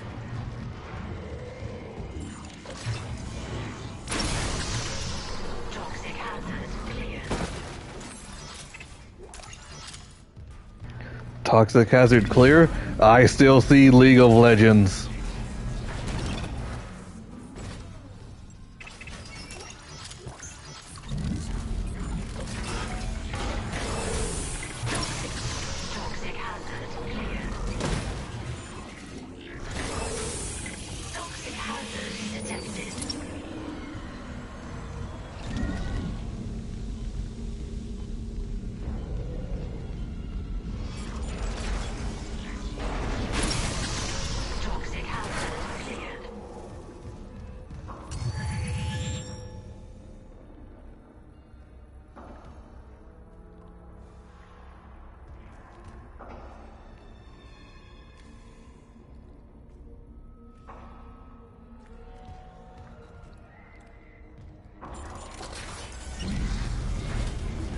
I also want to play Fear and Hunger for stream, but I don't want to get banned on Twitch or YouTube, though I know you can post them, maybe without getting banned.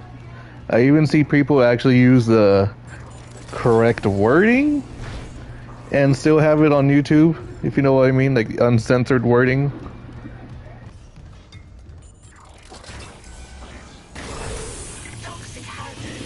Don't know if anyone heard that, so that's alright.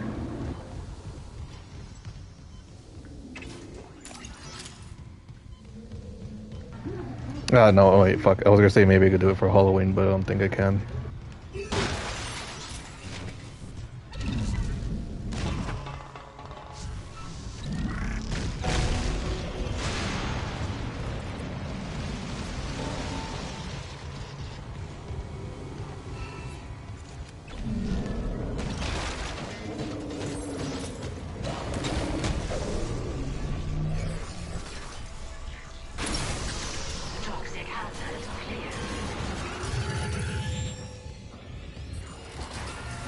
Did I always just run past a room without having to kill them? Seems extremely fucking convenient.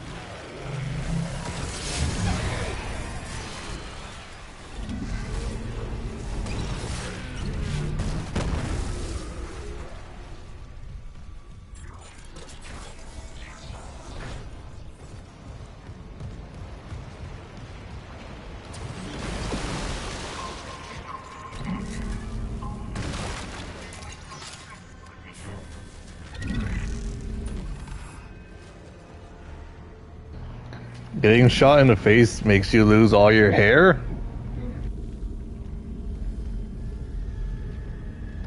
Here, have him.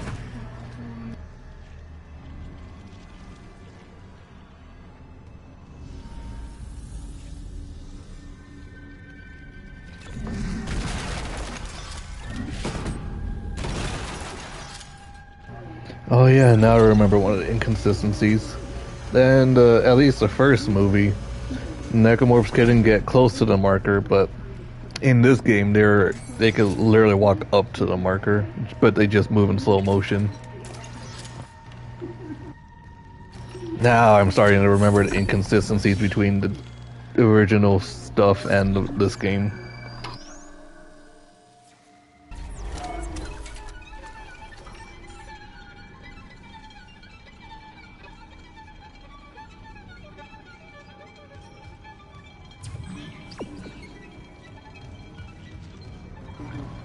I wonder if they got professionals to play this game. Sorry, to play the music for this game, or they just got some, like, their stepchildren that are still in elementary school and like, hey, I need you to play this violin real quick. Do you think you could do that for me?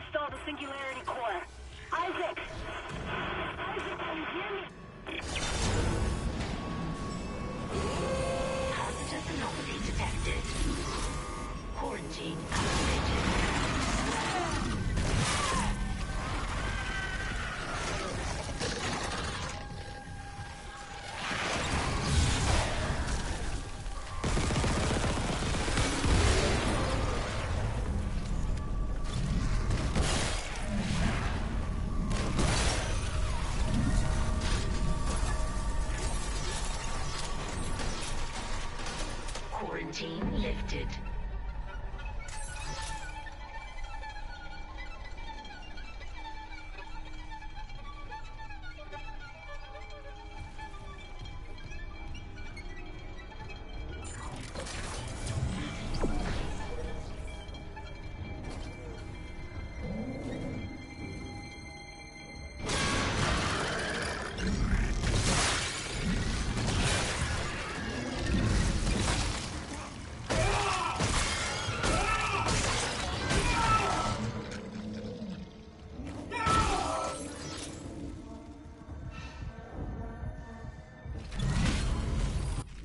Give me a quick second.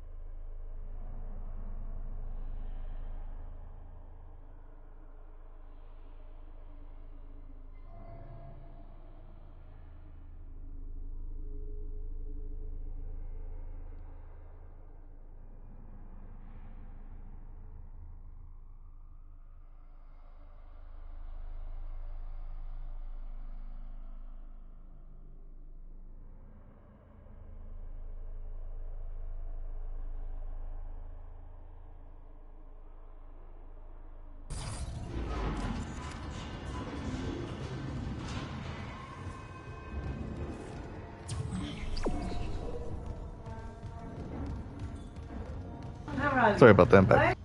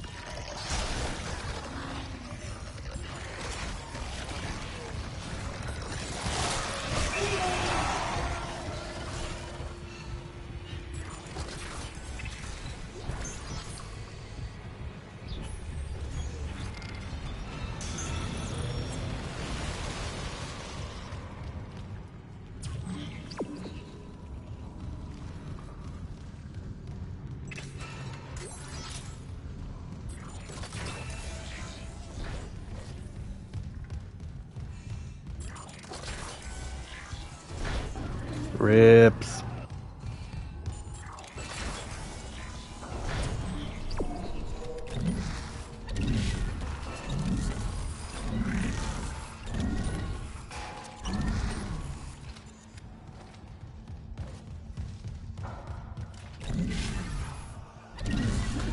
Rips. Oh wait, she said she was taking a break. My bad.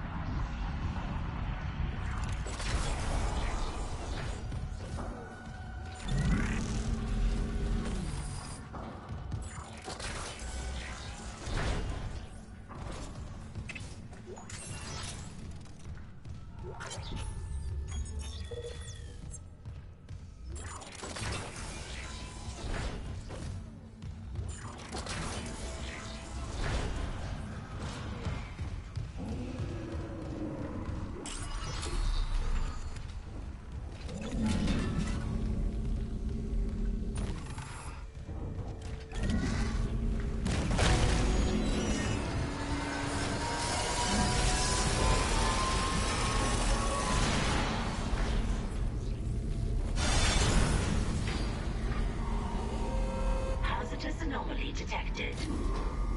Quarantine activated.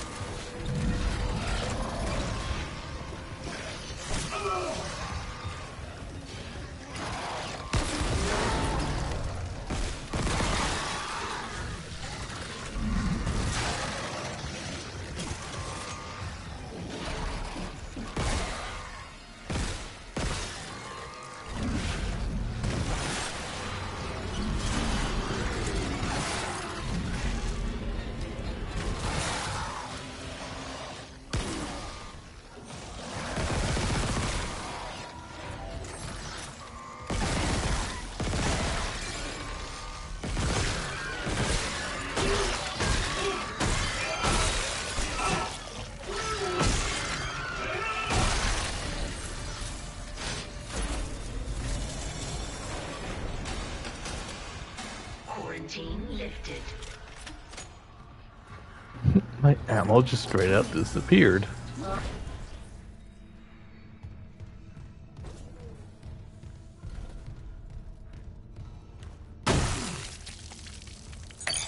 Logging security card.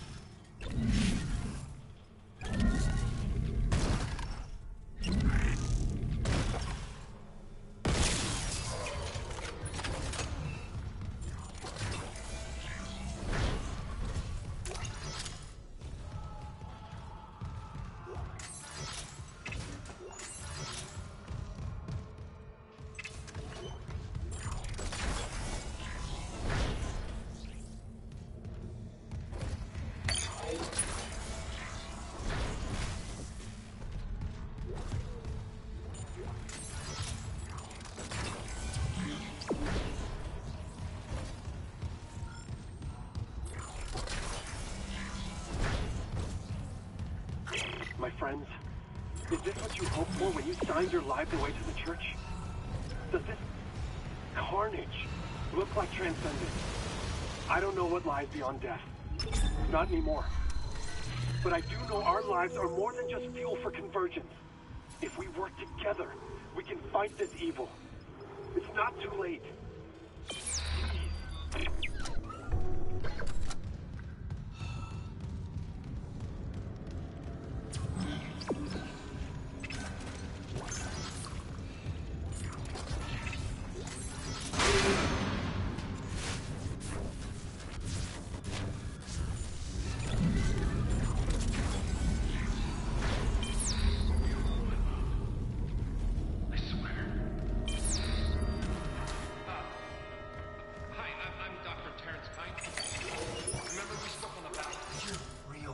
Let me in. I need to destroy that cluster behind you. Not yet. Escape on that shuttle and you'll kill us all. When they took the marker from Aegis 7, it woke the being in the core of the planet.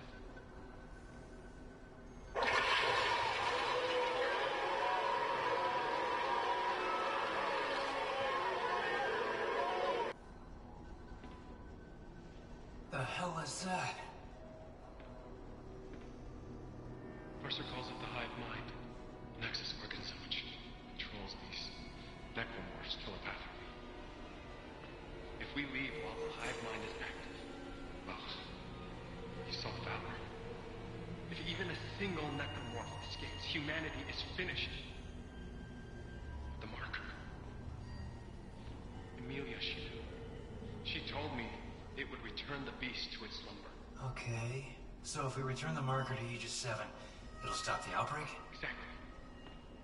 But we need the shuttle to return it to the planet.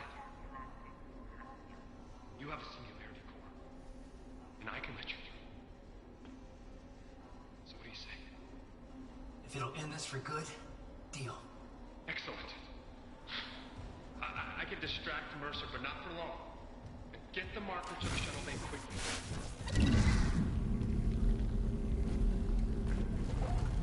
Thank you, Mr. Blue. Let me fix myself.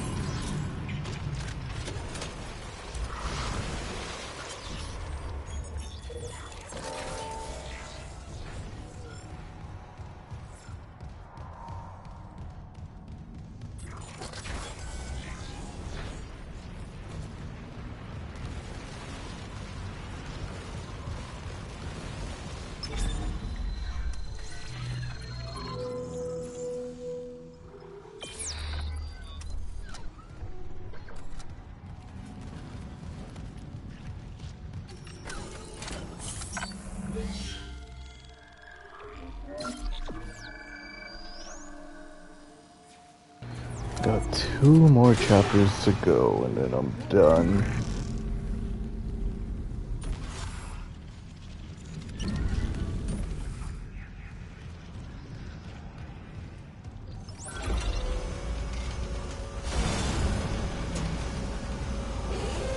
Hazardous anomaly detected. Quarantine activated.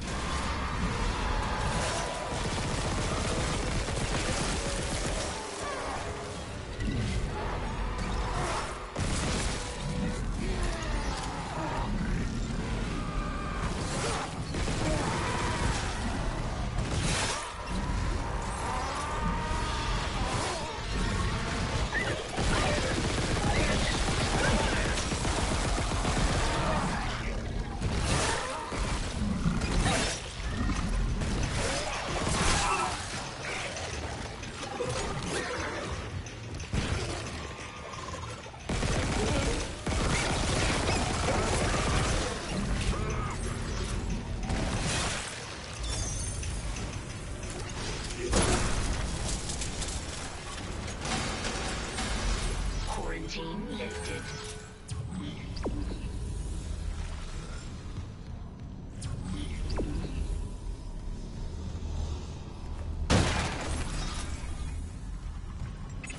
Clearance confirmed.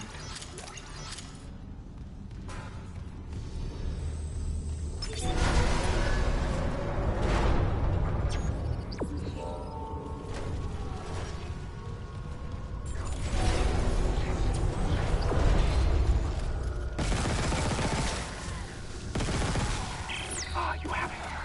Now install the singularity core on the shuttle. I'll come help you load the marker.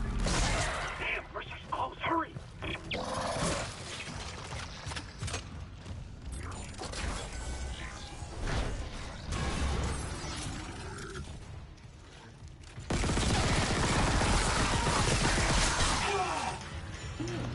this gun fucking sucks.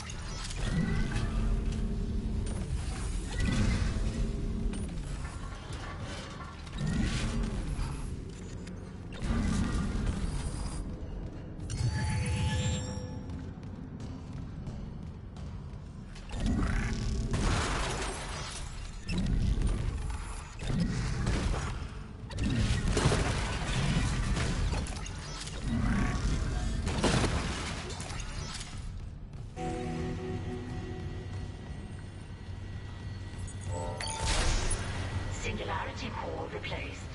Test fire shuttle engines to complete hardware installation.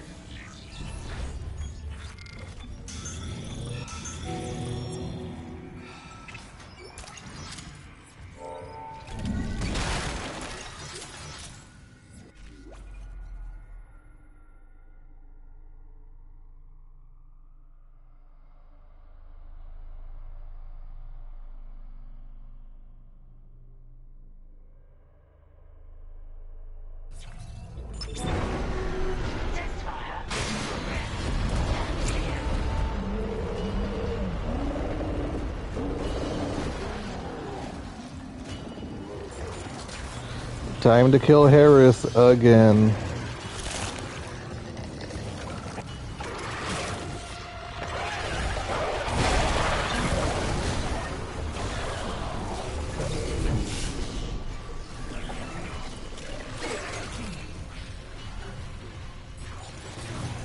I don't even know, like, I know why they put it in, but I don't know why they even bothered putting this fight in.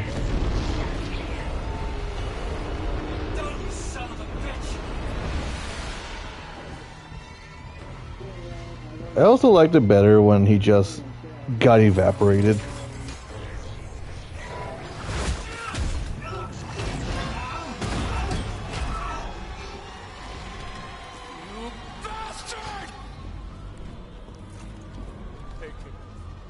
Bring convergence! Make us whole!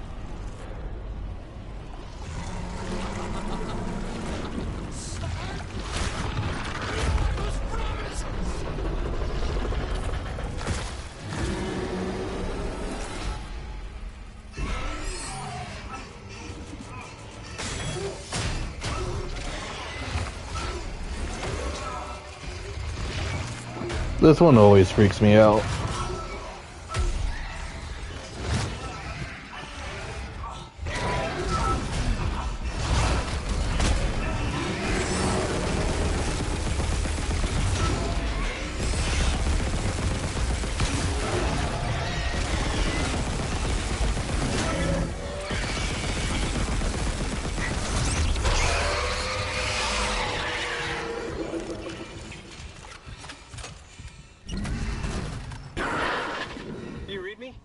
Mr. Clark! Mr. Clark, come in! Fuck this ship. You're alive. Help me be. Fuck all you two. Kendra? I'm here, but every alert on the Ishimura is screaming. Critical damage to internal systems. The marker just ripped right through the ship. Something pulled it down to the cargo bay. Kind, pilot the shuttle to the hangar. I'm going after the marker. Of course. Amelia, quickly. Wait, Dr. Kyne. That guy's lost it. He killed the captain. We can't trust him near the marker. He says returning it to the planet is the only way to end this. We've got to try. I'm heading to cargo. You ping Nicole's rig and tell her where to go. Leave it to me. Thanks. When I get the marker, we're all getting out of here.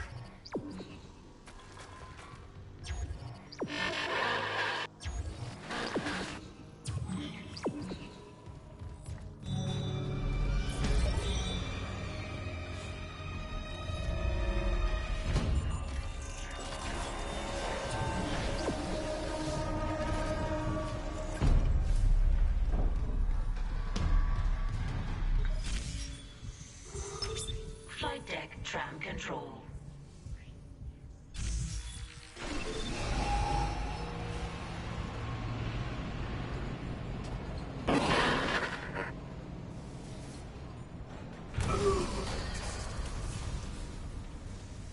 Mr. Clark, we're approaching the hangar bay. We'll meet you there with the marker.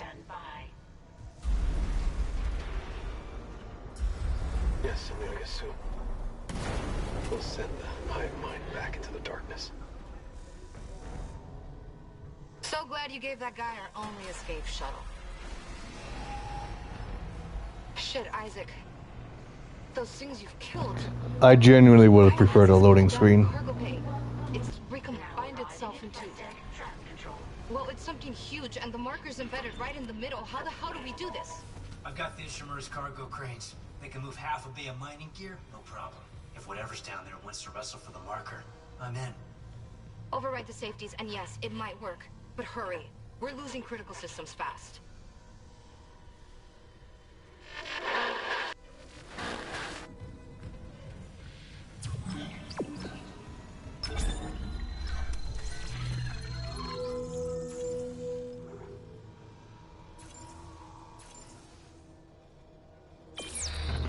I want to stream later, but it's not like I want to do another 7-hour stream.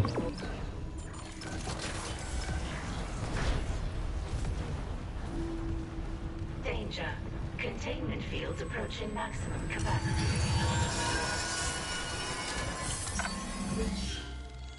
And that's not necessarily the worst part, but it's like, what do I stream next? Do I stream Elden Ring, which may be a short stream, potentially, or should I stream God of War? Or just do an incredibly boring Minecraft stream?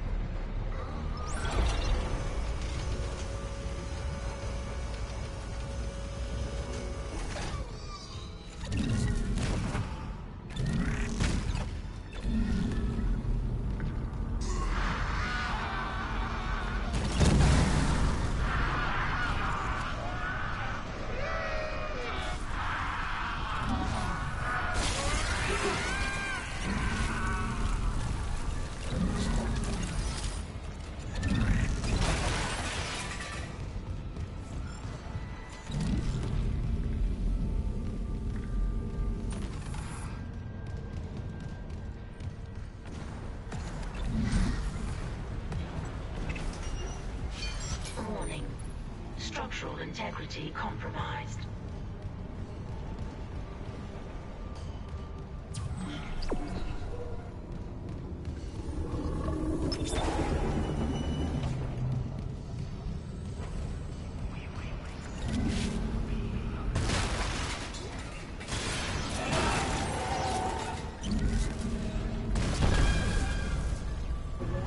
Welcome back, Rips.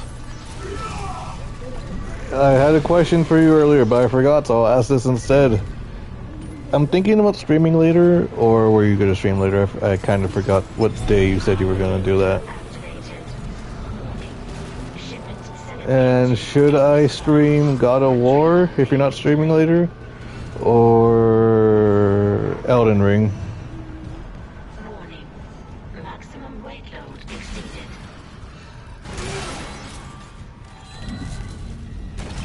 Warning. Cable stress is beyond safe operating limits. Crane malfunction imminent. Come on, come on!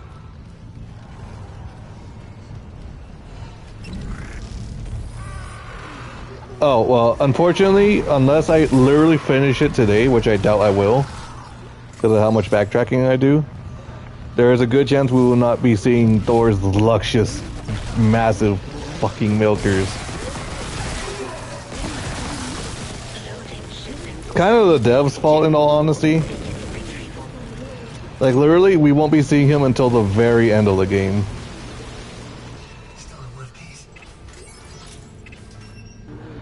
And I'm not saying this for the meme purpose. Like, God of War actually does have a pretty good, damn good story. But I would have liked it if we got to see Thor more. And that's not just me trying to make fun. of his massive titties.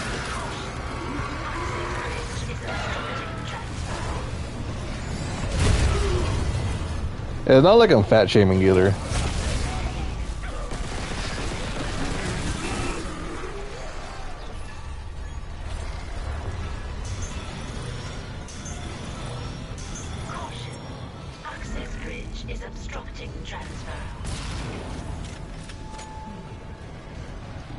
Don't worry, it will probably be soon.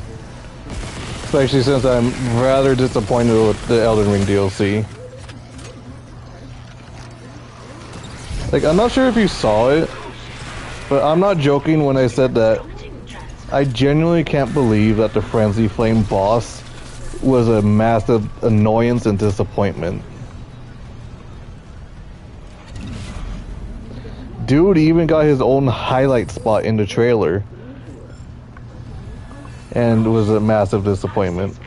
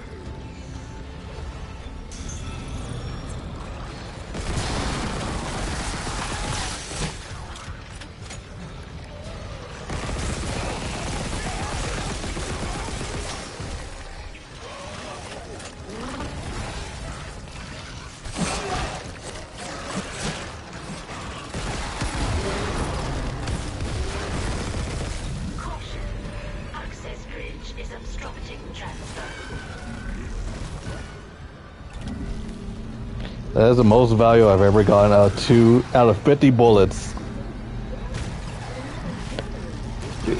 Each of those cost 25, and that was the most value I've ever gotten from the grenade launcher.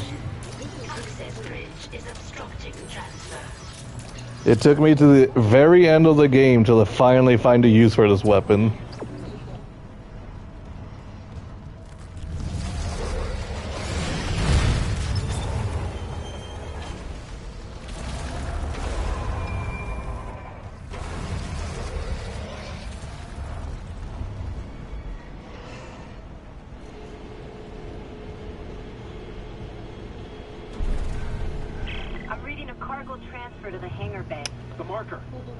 Rips, if you don't mind me asking, I know I should ask him myself, but do you know when Zero is free? Like he doesn't have anything planned or anything to do?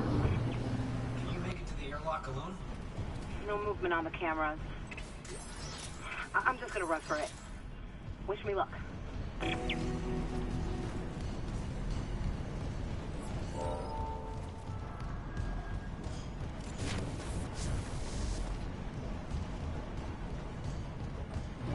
So what you're saying is he don't work? No, I'm joking.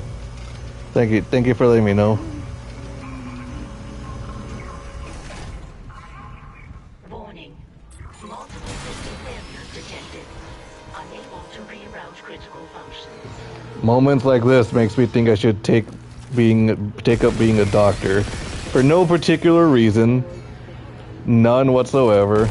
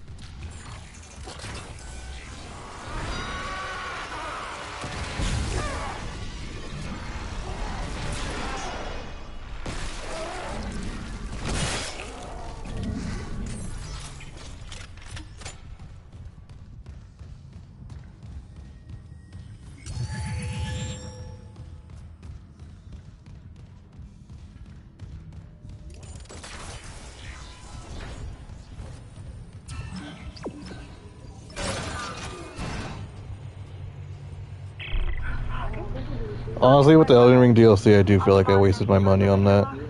Especially since the thing I specifically bought it for did not turn out in my favor. He's not there. I can make it if I run.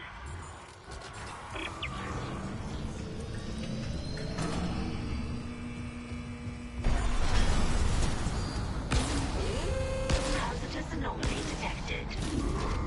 Quarantine activated.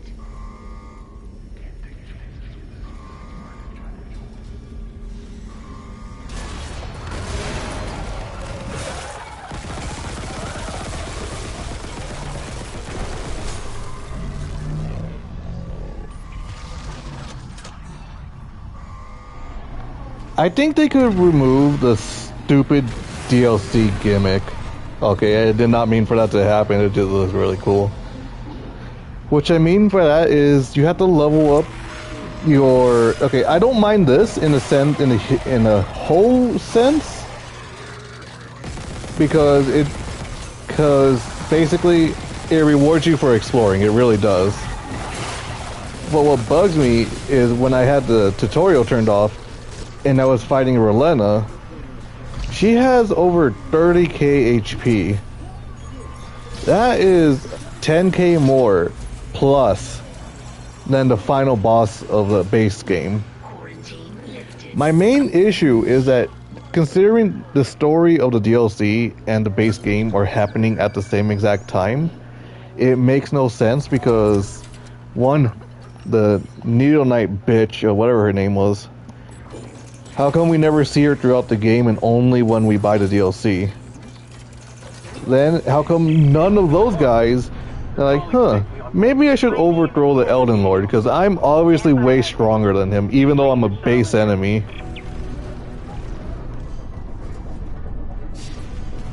That's not a joke either.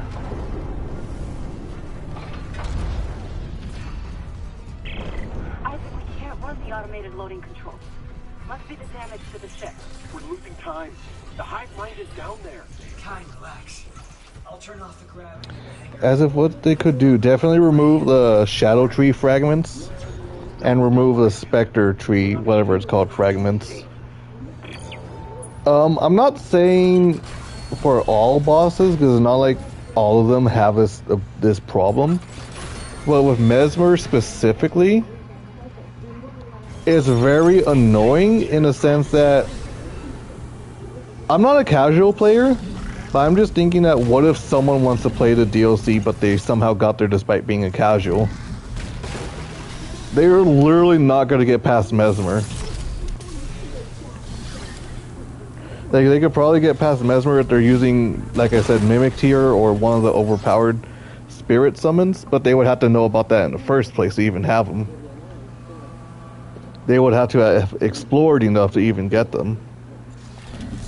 So, my main problem is the bosses. I know it's a DLC, but it feels like at all times they want you to have 99 just in HP alone, which I personally think is ridiculous. Now, I know if this were to go, like, let's say on TikTok or fucking Twitter, people would be like, ah, look at this dumbass casual.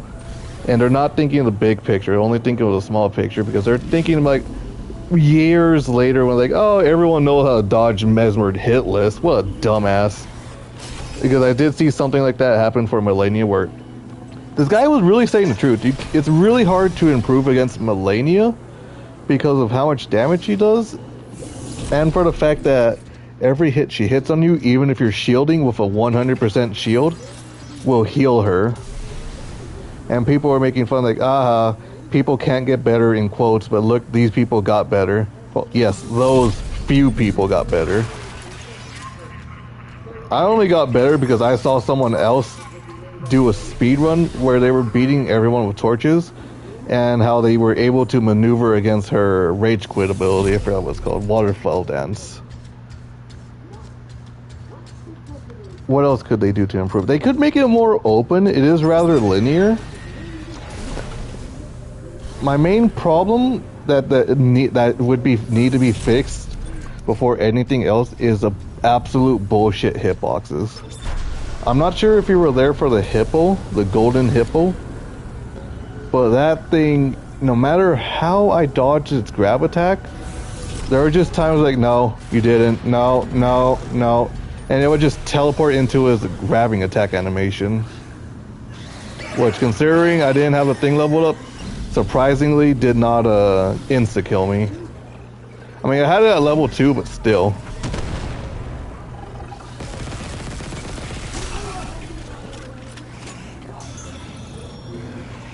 What else would I recommend?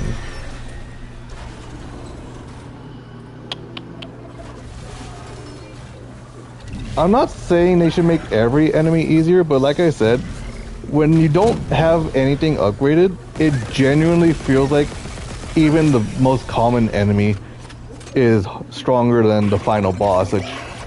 Like I said, lore-wise, it makes no sense to me. Like, I don't know what the Shadow Tree has that the regular tree doesn't, the Erd Tree. But it's like, what's the point of having Radagon and Marika be Elden Lord when you could have the literal common shadow bastard have enough strength to become Elden Lord? I'm not saying this in a bad way, but with the dragon boss fight Baal, I actually did see a video, and Baal is actually significantly stronger than Ptheudasax. I don't know if you know who that one is, but he's basically the Lord of the Dragons. Like the Elden Lord of Dragons, or he was. And both of them are rather damaged. You can see it in their base design alone. But Baal is, again, able to basically easily defeat Ptheudasax because of how much HP he has alone. Like, let's say Ptheudasax has 30k HP. Baal has like 50k. About. I don't actually know though, so don't quote me on that. But in the story, at least from what the weird dragon lady told us, that Baal was forced to run away because of how much stronger Ptheudasax was. Which I find a bit of an inconsistency, that he's stronger than Ptheudasax, but he had to run away. Now, maybe Ptheudasax had an army, maybe it was a 1v1, maybe it was a failed assassination, or maybe I'm just overlooking the fact that there's a chance Godfrey could have battled Ptheudasax as well, which would explain why he is weaker than Baal.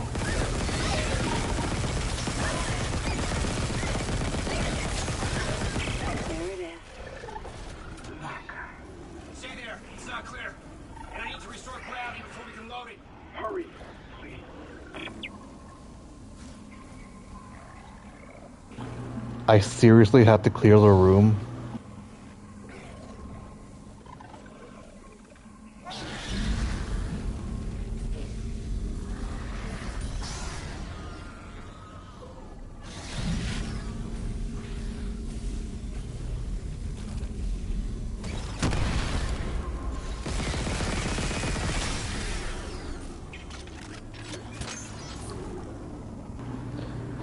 The DLC has some very strange bosses.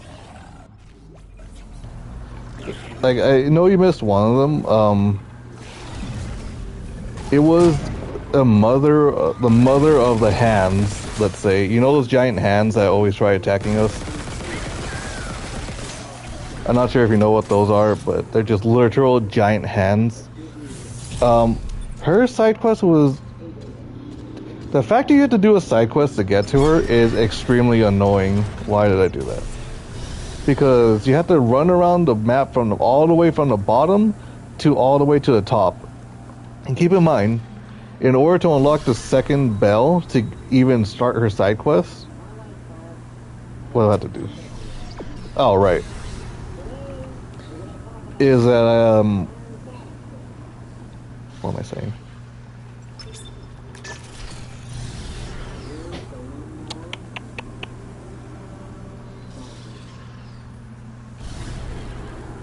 I forgot. Other than you had to run basically from all the way from the bottom of the map all the way to the top of the map. Oh yeah. This is more of a my fault thing. but there was a statue that just says, forgive the shaman or whatever. So you had to use an emote in order to open the door. What the fuck am I doing again?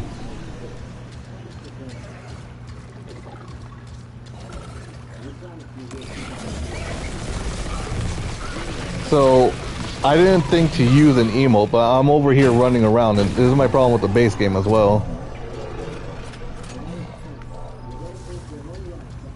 Because in order to unlock one of the endings, you literally need, not necessarily need, like it has very obscure things that I genuinely don't know how people figure it out.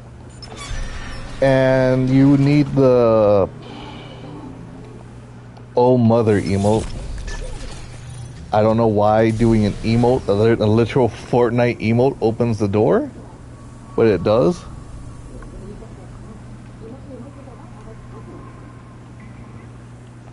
It's not even clear that it didn't say, oh, forgive my stupid son. It said, oh, forgive the shaman, which again, I don't know how anyone figured out that you were supposed to use a fucking emote that doesn't even relate to it.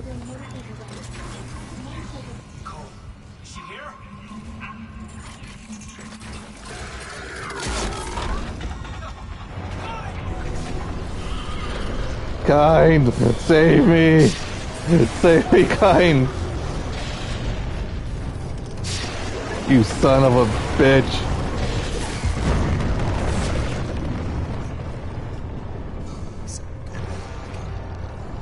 Get Kind, hurry, he's still alive, okay. Sorry, Isaac. I couldn't trust him with the marker. Kendra, what are you doing? What my department sent me here to do. I don't know if, again, if it's just like a massive skill issue, but everything does so much damage. Again, you're obviously not even supposed to beat the game at level 1, any of them, even Bloodborne. But how are you supposed to even do any of it damageless is what I want to know.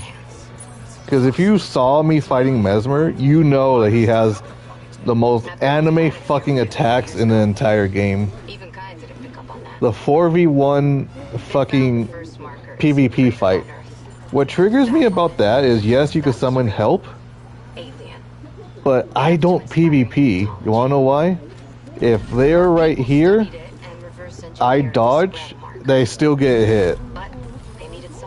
I know, because when I was trying to farm runes on other characters a long time ago, that would happen.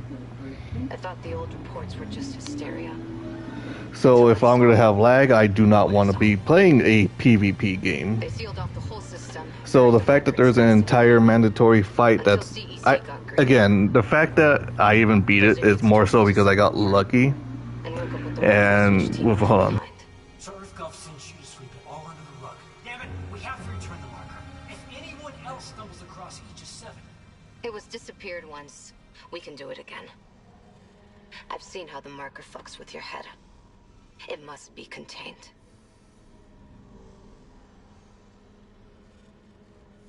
For what it's worth, we made a great team. You'll find another way off the Ishimura. I mean, you're one hell of an engineer. Your experiment's gonna kill us all! Daniels!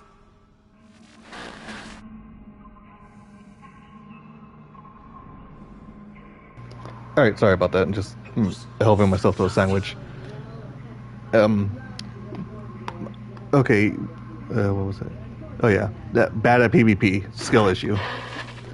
And something else I would change is I would make it so that the bosses give you a crap ton more runes than Moog does.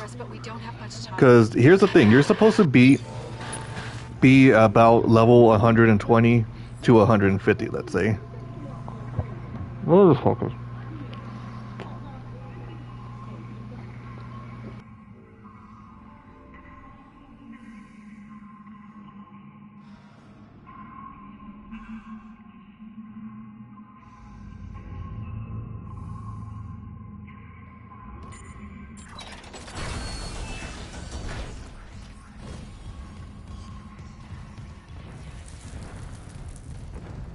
Sorry.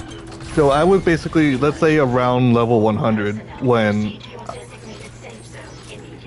I got to the DLC.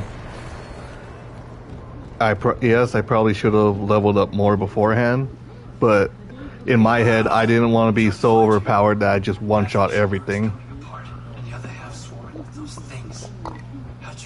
One, even if it's a different boss fight, another thing I wouldn't do is I wouldn't reuse another goddamn main boss. They already did that with what's the name? Godric? The Grafted? They made Godfroy. By the way, everyone hates Godfroy. If you don't know who he is, that's because he doesn't have any lore. I just don't know what to believe anymore. It's okay, Isaac. You'll know what to do.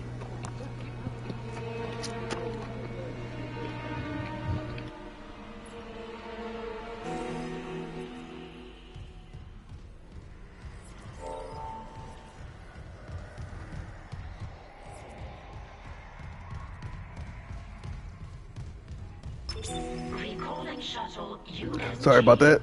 And out of all the bosses, they literally copied and pasted the main boss, his first phase, the first main boss in an Everjail. So you literally get to fight the same guy twice. I even thought to myself the second I found it, oh my god, I bet once one of these happened, I bet that they're literally copying fucking Shardbearer bosses.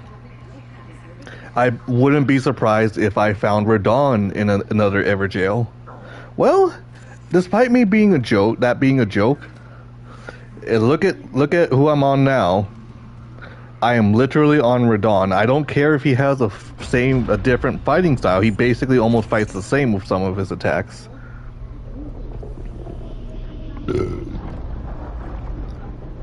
I just think copy and paste boss fights are the most annoying thing ever. And that's really what affects my opinion from the Lies of P. Because phase 1 of the slug monster, the Shrek, is unique in its own way. And phase 2, he has a hybrid fight of being Shrek and the stupid second real boss.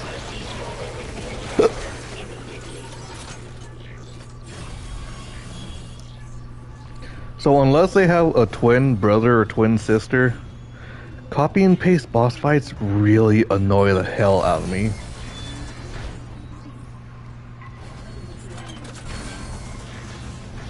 Let's see, what else would... Okay, Torrent, the whole frenzy area, I would change it completely.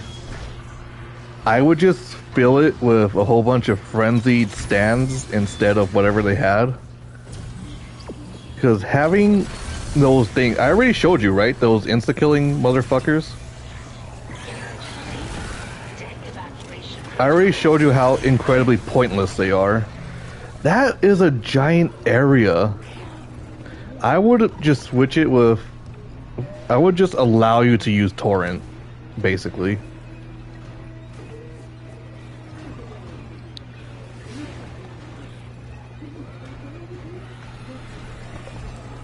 I feel like I have a lot that I would change.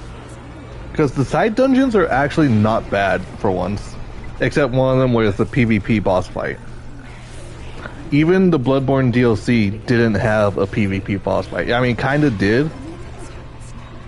But it's actually different compared to the PvP boss fight in Elden Ring. Enemies. I'm not saying... Like, it's only a From Software thing to make an enemy in the DLC extremely annoying. That's a given.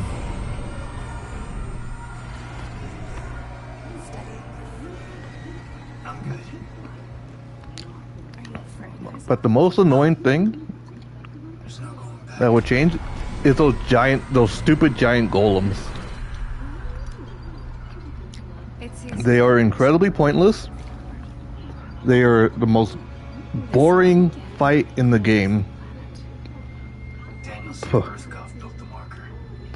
I would just make it so it's like a one-time boss, so you don't have to worry about it again. There's like fucking 10 of those things.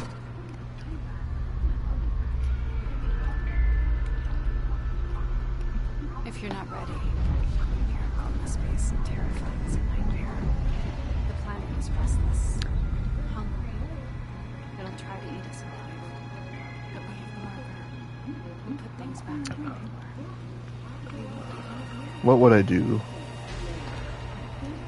I would have at least added, I'm not sure if there is because I didn't get all of them, but I would have added an arcane knot, which is basically something that boosts your arcane, even though you wouldn't need it at that point.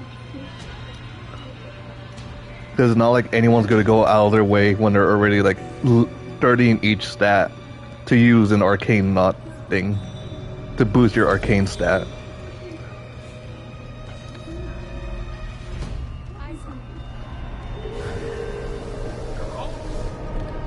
I wouldn't necessarily change the enemies, but I would have. It's one of those things where I would have at least put, even if you have tutorials turned off, that I would have at least put a tutorial saying you may want to turn on your tutorial, or tutorial has been turned on for your first time playthrough. What the hell do I do? That's what I would have done. Like, yes, such things are obvious in hindsight and whatever nonsense site. And keep in mind, my reasoning for not nerfing the world was because you see these little things Mikula left behind, saying that he left bits and pieces of his foreskin or whatever. And they were like, oh, maybe if we use these at specific sites, we would get to revive him or something. That's what I thought, honest to God. So, yeah, I had to kill the fucking Bud Saint.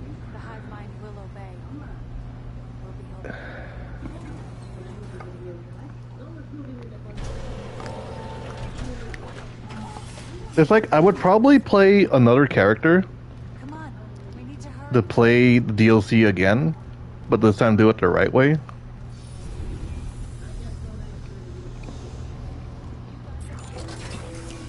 Even then, I don't think I would, just because of how much exploring you have to do.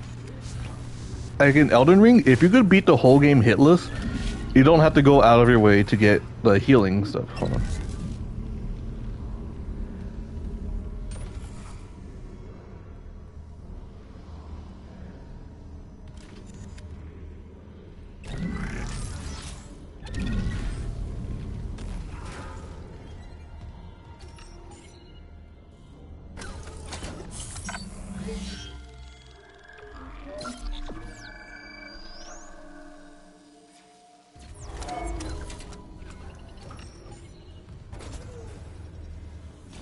Sorry about that.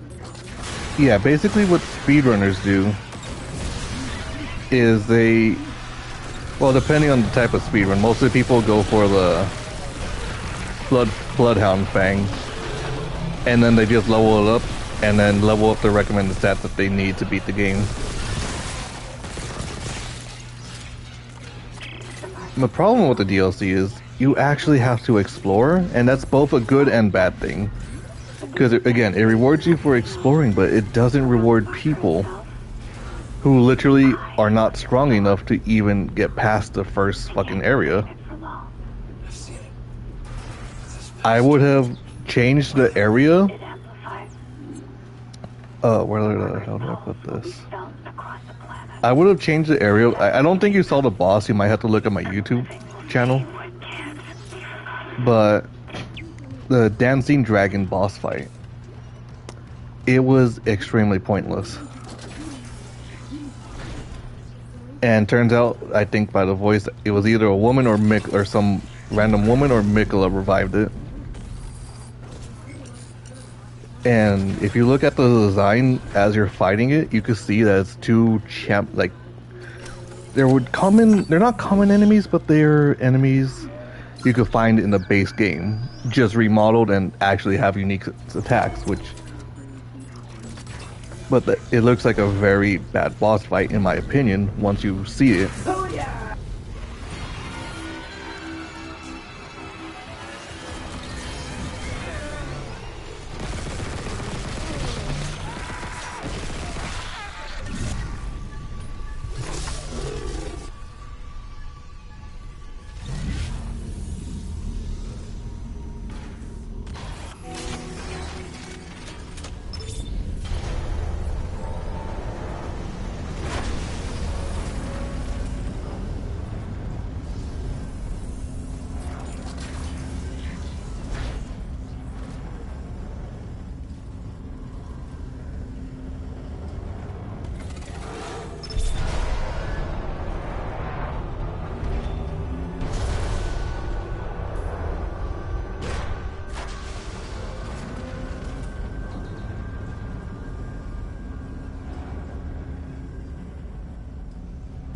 Sorry, give me a minute.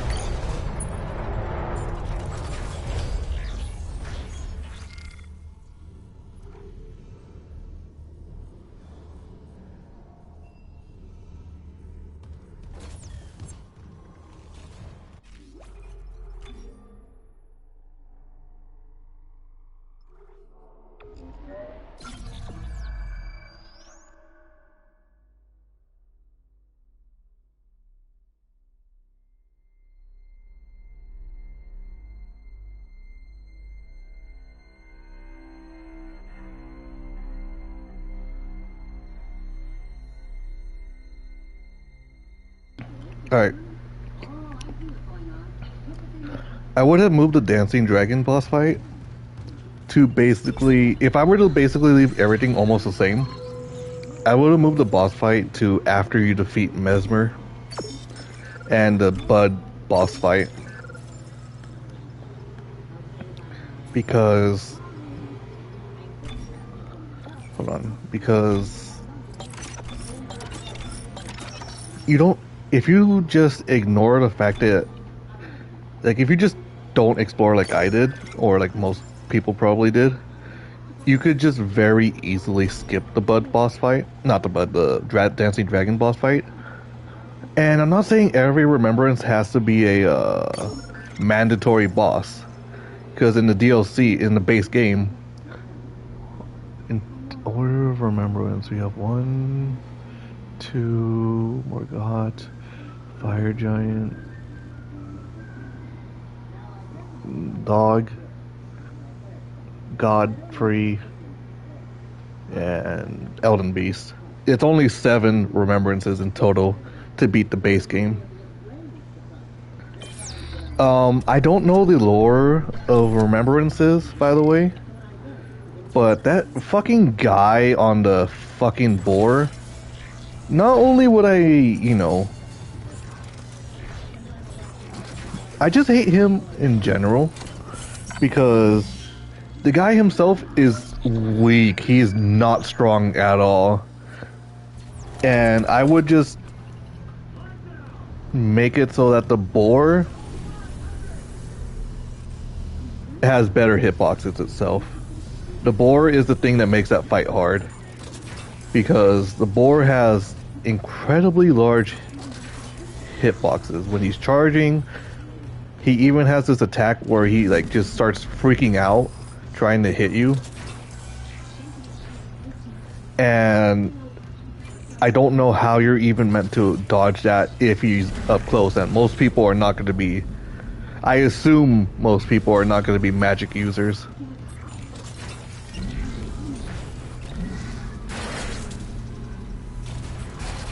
No, that goes for another thing. I don't use magic. I usually don't use magic. But how the hell are magic people supposed to even, you know, use their magic? Because, okay, what the hell am I doing? You'd think I would remember this, but it's been a little while. Because I could show you magic if I were to load up the game, which unfortunately means at the end of the stream, because I don't have a fucking capture card, which I need to get, or I probably won't get it, honestly, considering I might start working with my mother. If I can start making good money that way, probably not stop streaming, but stop trying to have one of my main intentions to get more people. What the fuck? What was I saying? Oh yeah. I wanted to make that fight a remembrance because it's a basic commander, which you could tell by the music alone, which most likely means he's a reskin of the other 2 commanders in the game. Commander Nail and Commander whatever the hell his name is.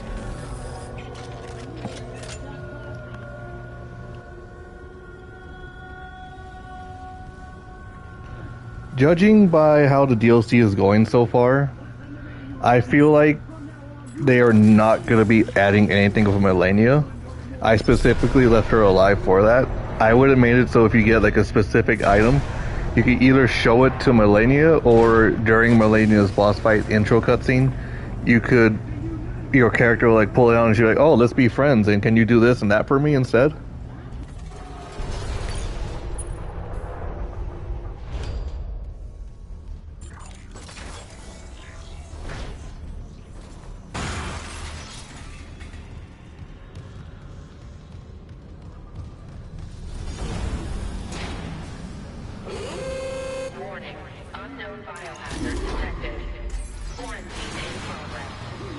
I doubt there is an interaction, but I don't know because I left Renala alive. But if there isn't, I would make an interaction with Renala, at least acknowledging that you're wearing or holding her sister's weapons.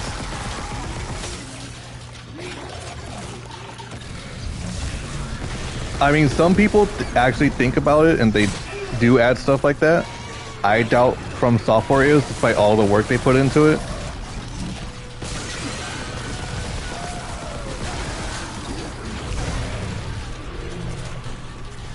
Sorry, it's hard to think about what I would change and do this at the same time. Just because there's a lot of things I would change and there's a lot of things I would not change.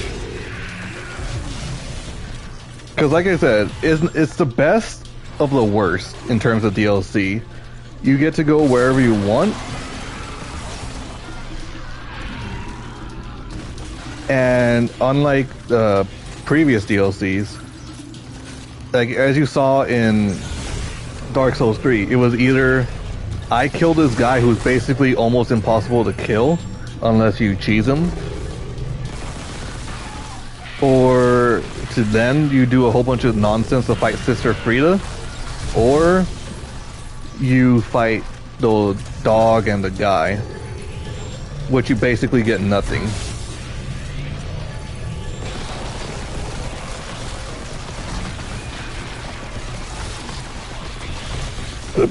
Then we saw how linear the Ring City DLC was, where the first boss is a triple boss fight.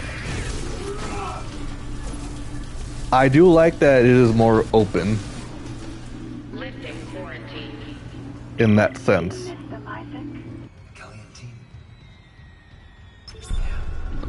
I would definitely raise the XP gain.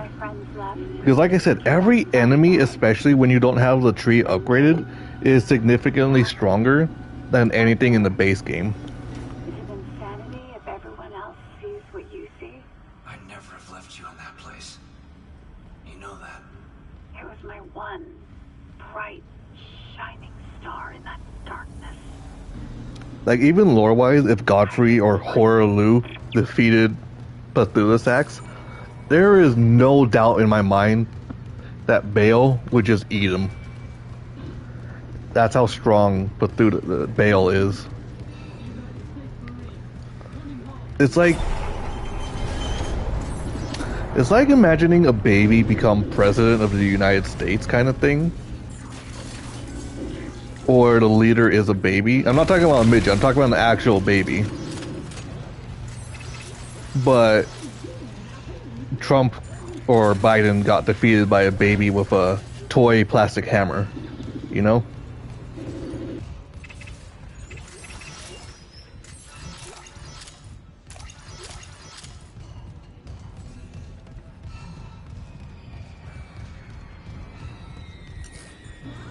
If I were to leave the Frenzy Abyss Forest the same, I would shorten it by a mile.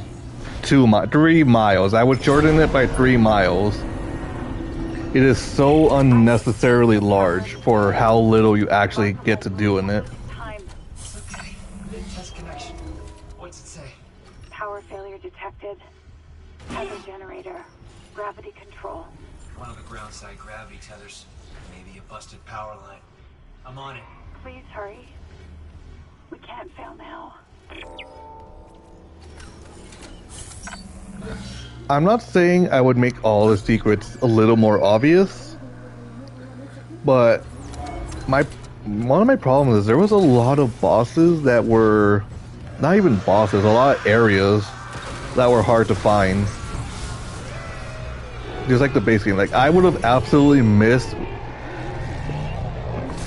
some Cthulhu-Sax specifically, but there was a lot of stuff I would have missed if it either wasn't for YouTube or if it wasn't for over-exploring.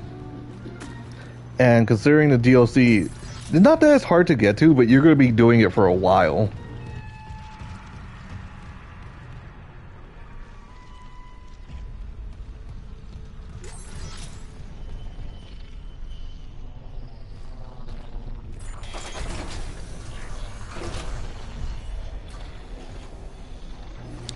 Now entering tether control. Sorry. Cross-contamination fields engaged.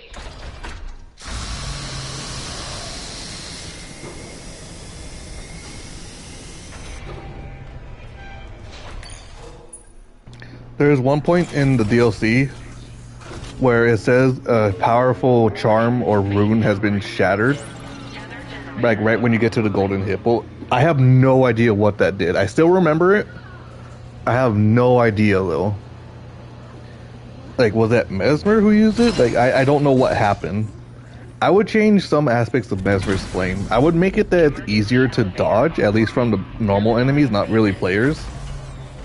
Because, again, when you're not leveling up your Shadow Tree, the thing's basically aimbot. And it's not necessarily hard to dodge, but when you're trying to run from a million things, it's hard to dodge, you know? I wouldn't nerf it for when players use it for like PvP stuff, but for NPC stuff.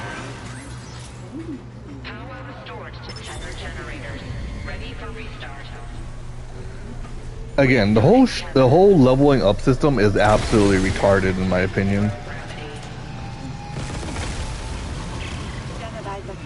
Because you have to already level up in the base game. And then just leveling up, because just having to level up your tree, because hey, we need you guys to run around for a while, so you can't day one all this stuff. Even though I think someone already day one'd it. How am I doing?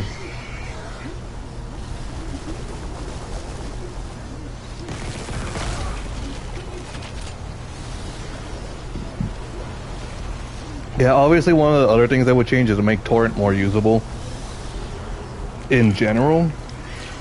Because when you're having Torrent die in 1 to 2 hits, when again he has a bigger hitbox and unlike you he doesn't have a dodge mechanic,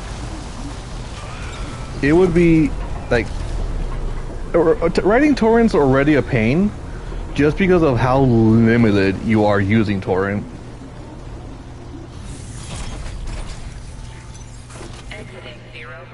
I wouldn't necessarily... what would I do about that? Oh yeah, those areas where you get to jump really high with Torrent, and the fact that you have rocks that you have to destroy first before you could jump really high with Torrent, I would remove that instantly. It's like fucking filler, you know? I'm talking about the bad kind of filler, like, if you ever, I doubt you ever saw Dragon Ball, but Dragon Ball, at least the version I saw, didn't see, the base Dragon Ball, because I didn't realize there were more than one version of Dragon Ball. There's this saga where this guy from the original Dragon Ball came back, and he's like, oh, I'm immortal, and yada yada yada. You guys killed literally the most powerful thing in the universe, but I'm here to cause a threat. It makes no sense. It's that kind of filler. I already forgot what I was talking about, other than filler.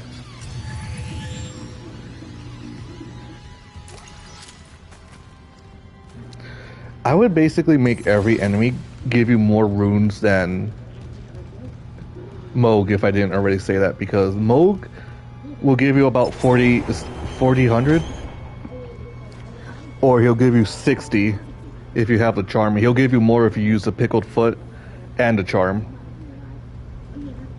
I don't know how much, but I would basically make it so that you can at least get 1 to 2 levels, even if you're already in your hundreds of levels, because the game already expects you to be level about a minimum of level 150. Which by those standards mean you should kill any boss in the base game, even Millennia, with little trouble.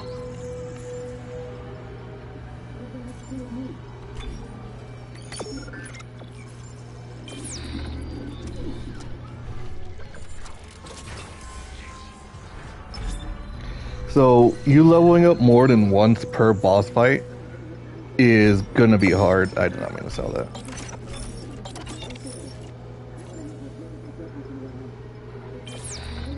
And because there's a lot of new weapons, obviously you have Renala to rearrange your skills. I wouldn't make that a key feature because it is already limiting enough. Like, you can't infinitely rechange your skills. I don't know how many times you could do it. I just know you can't do it infinitely. Or maybe you can do it infinitely, because I never use Renala to change my skills. But yeah.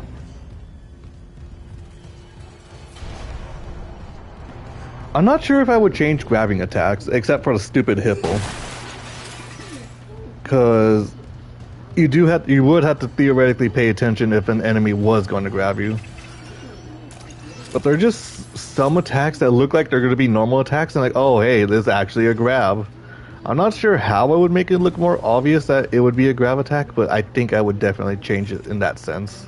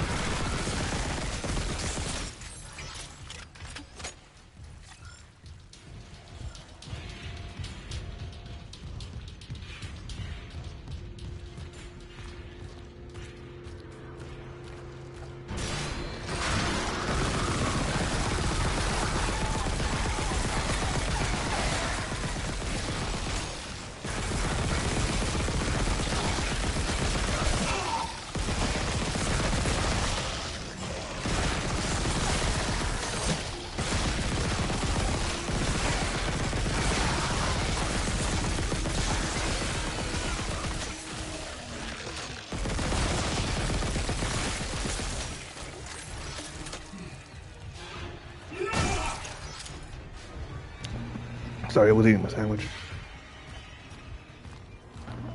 Basically every normal enemy, including some, not all, but some bosses, I would give them all a lot less HP. Especially in the very beginning where they have 10k HP themselves.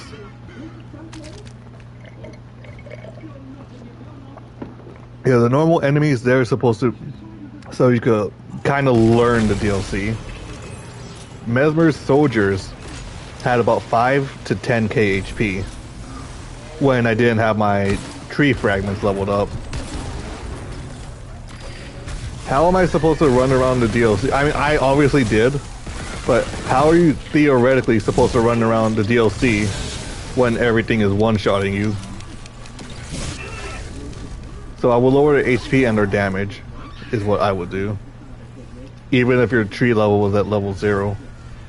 The whole tree mechanic I would just scrap. It makes me want to pop a blood vessel. That's how stupid it is. What else do I want to change? I would remove the second hippo. One thing I like about it is it shows that it's a natural animal within the DLC. But it's still a copy and paste of a boss fight, except it's only its first phase and even easier thanks to Torrent, surprisingly. It's literally the only thing Torrent was actually useful for.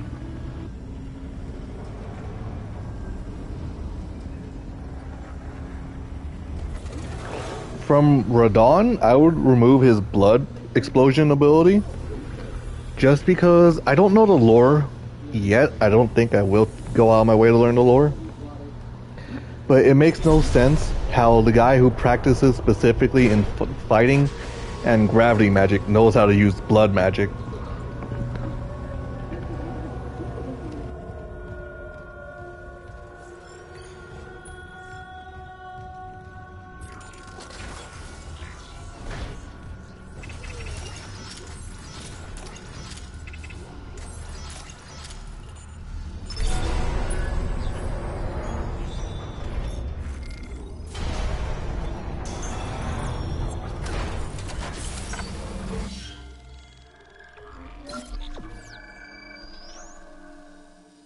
This has been my most boring playthrough.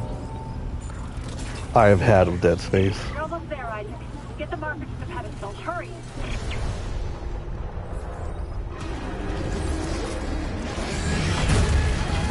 It's not your fault. I wanted to go out of my way, test out this gun.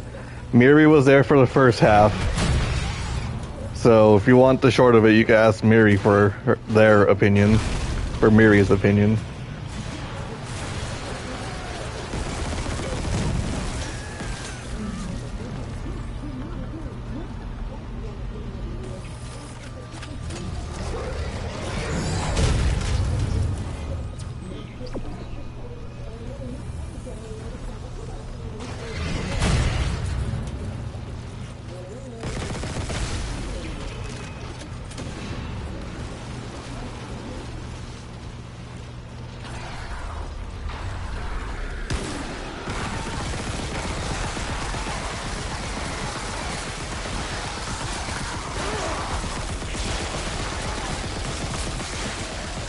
I know this weapon isn't meant for dismembering, but holy hell, this weapon fucking sucks.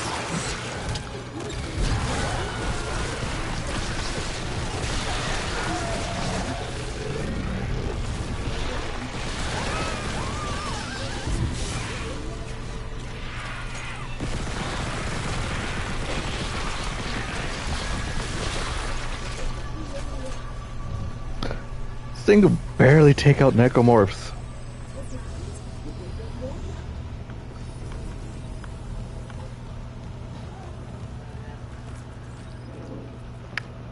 For the bears, I would leave it alone. I would even leave the PvP boss fight of the bear alone. But I would remove one of the bears.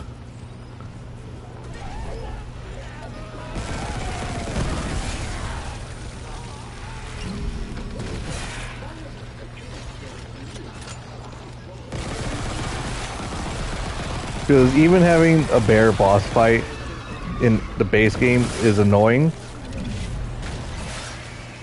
when it's going to be a hard to find boss fight when you can find a million of big bears running around in Mistwood.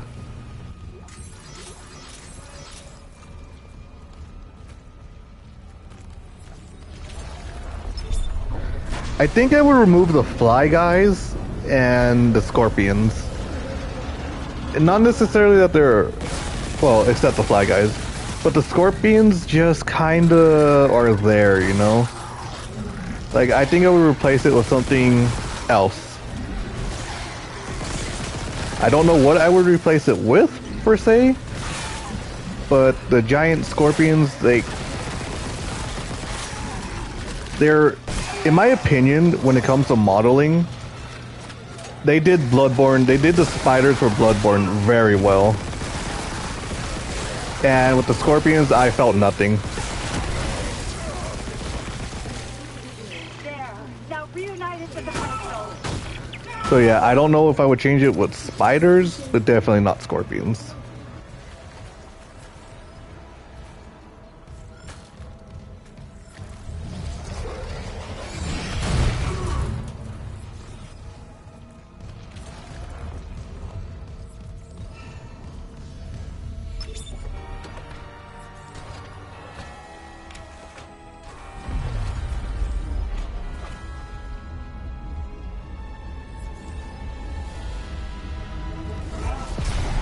For the PvP boss fights, I would make it so you still have to do it if I were to keep them in, but you have to fight them one on one, because it was very hard and annoying.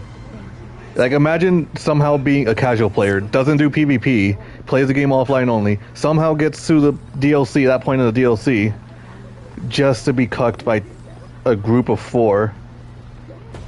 And if you take too long to kill the first one, the other 2 decide to spawn. I would have added one more death weapon. There's only one that I'm aware of that's absolutely fucking useless, because I had that thing at level 0 using the death light, which if it were to inflict, it would instantly kill a target, or at least a human. I would make that thing either more useful, or I would add another one. The Death Blight dungeon, I would remove the Death Blight and make it shorter. It is extremely annoying having to wait where you can't be seen by the Death Blight frogs statues. Like, the whole mechanic of the dungeon was fucking irritating. It didn't feel fun. Like, imagining having a fucking Walmart ass line at a convenient gas station and you just want to buy the soda. That's basically what it's like. I can't believe what's happening. Strange. Let's see. Such a little thing. Just had a talk. That's all this research was. What have I not talked about that would change? Okay, I would add a frenzy dragon in the Abyss Woods. Begged for convergence. The fact that there isn't a frenzy dragon isn't necessarily a bad thing. I'm just saying that's what I would have added. Spoke. Then it listened. Make this stop, I said. Maybe it understood, but...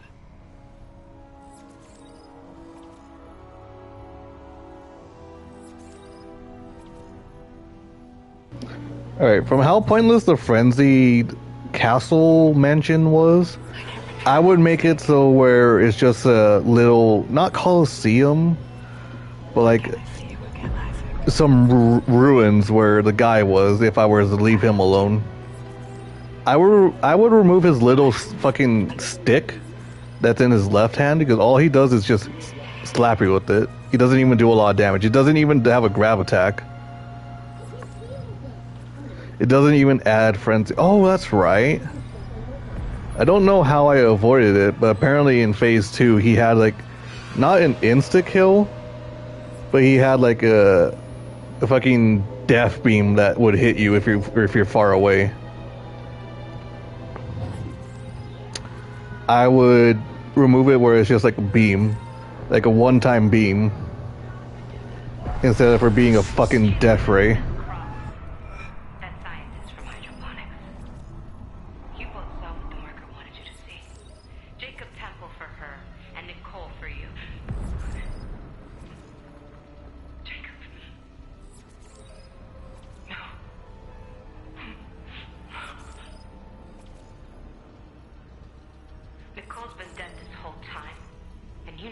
Okay, yeah. I mean, I would definitely remove the frenzied boss fight and replace it with a different boss. Still frenzied, but different. But I would remove its whole pre-phase 1. I would have it for the first time, and after that, it was just a frenzy flame boss fight. The fact that you have to do it each time, and if you're not careful, he actually, for some reason, deals a shit ton of damage. Keep in mind, he's just doing it with his hands. If he doesn't grab you first.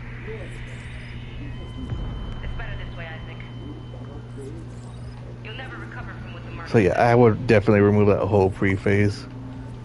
And if I were to keep the cutscene, I would actually show the cutscene. It does one of those things where he pulls off his own head.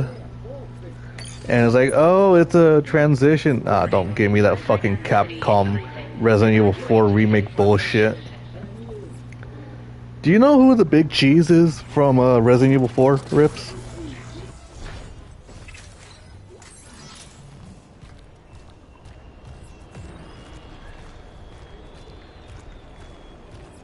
Shuttle. I can still make it before she leaves.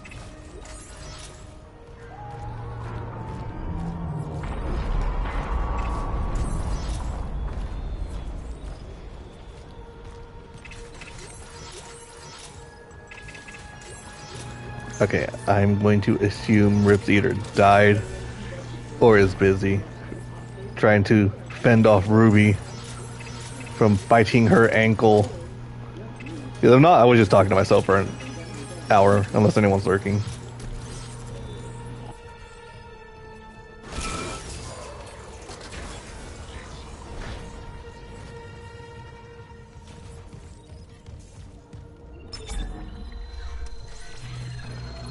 Alright. But yes, do you know who the Big Cheese is from Resident Evil 4 Rips? That's literally his name. That was originally his name.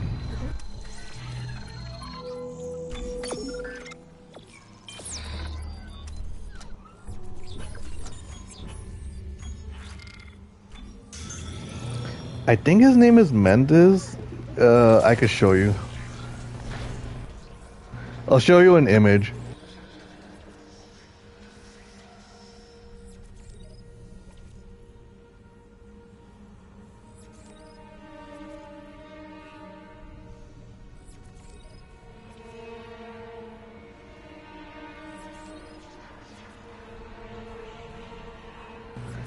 Is that his full name? Yeah. That guy.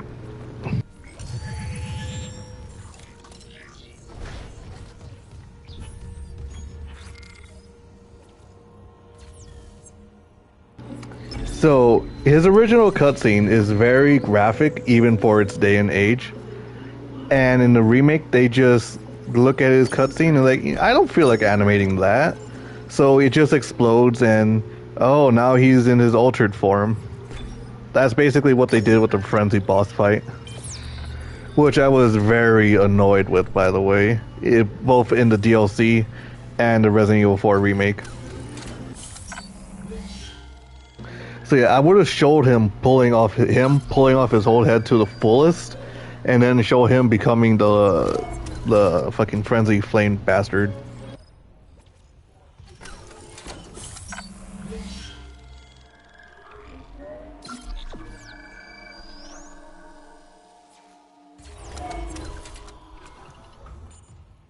Give me a quick second.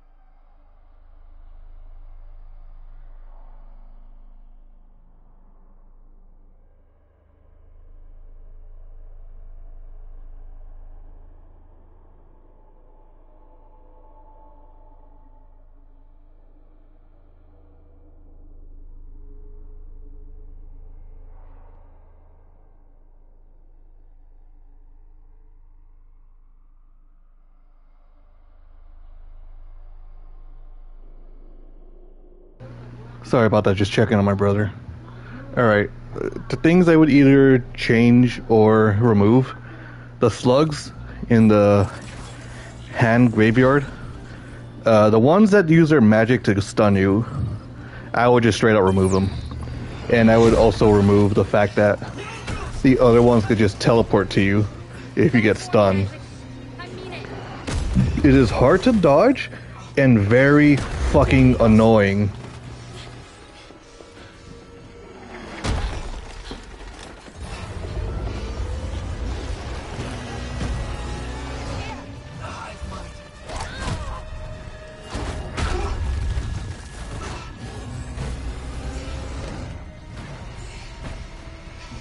I would remove the hand boss fight to leave the hands more, I think the word is ambiguous, mysterious. Because knowing where the hands come from, it's annoying to say the least. And the thing is so unpredictable until you get used to his fighting style. It's really annoying to look at. I don't like the hand boss fight at all.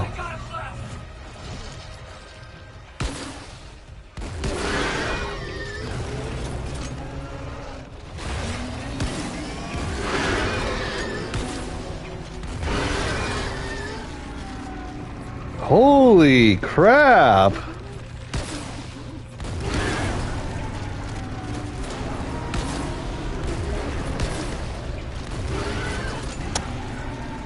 Okay. I did not think this would be this good.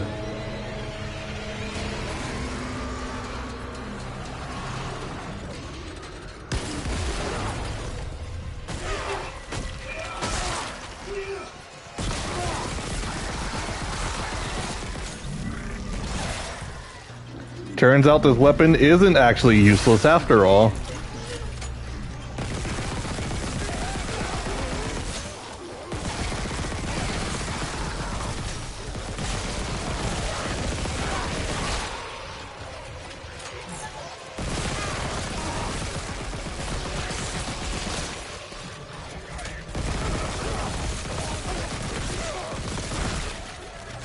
Alright. I'd probably leave the pots alone. And probably just remove the grabbing damage and just make them deal less damage in general. At least the human insides of the pot. That whole lunatic boss fight, I would remove and replace with something else. It was really annoying. It was not fun. It was not even interesting. It's nice that they put a gimmick to a PvP boss fight, but it doesn't make a PvP boss fight interesting for the DLC.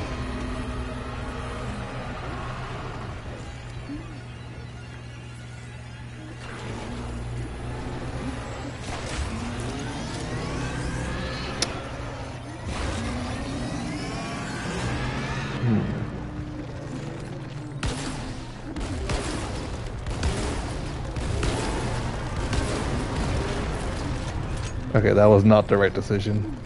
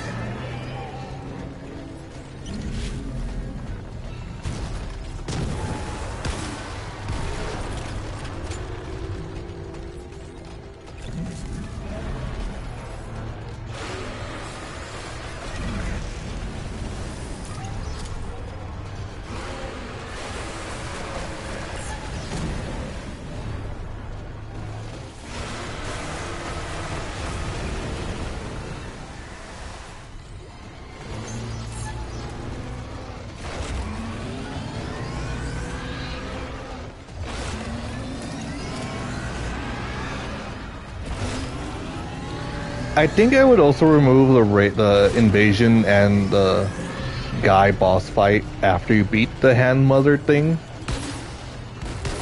Just because it's really lackluster in comparison to the actual boss, even though the boss wasn't amazing by any means.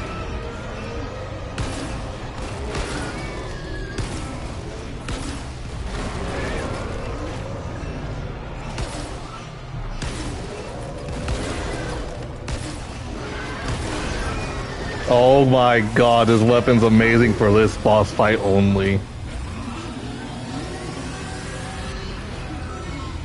I almost feel like reloading it just to do it again. That's how easy it was. Alright, yeah, sure, why not? It was fun.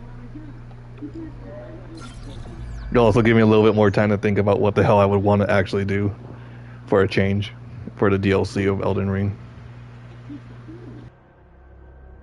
I'm not gonna lie, I expected that to actually be difficult with this weapon. Even calling that a cakewalk isn't the proper definition of how easy that was.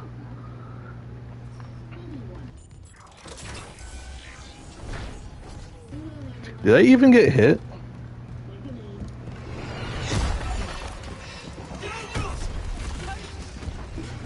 Alright, another thing I would change is I would...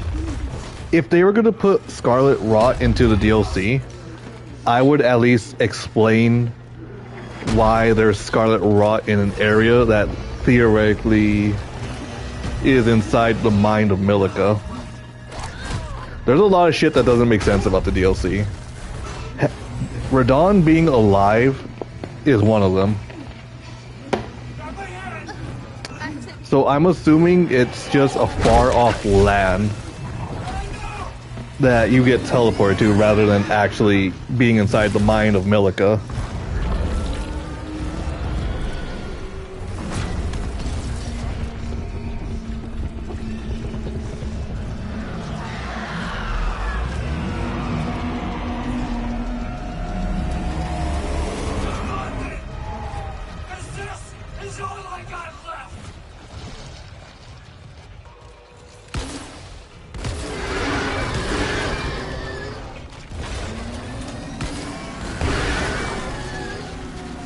Oh my god.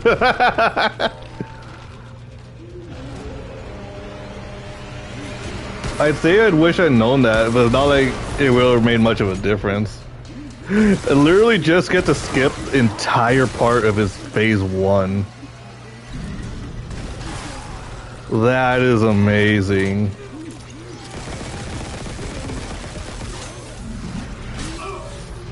Alright, I got hit. I hope he's happy. He managed to use his minion to hit me emotionally.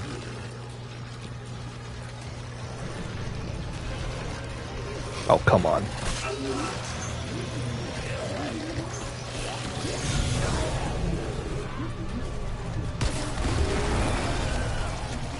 How'd that explode? Oops.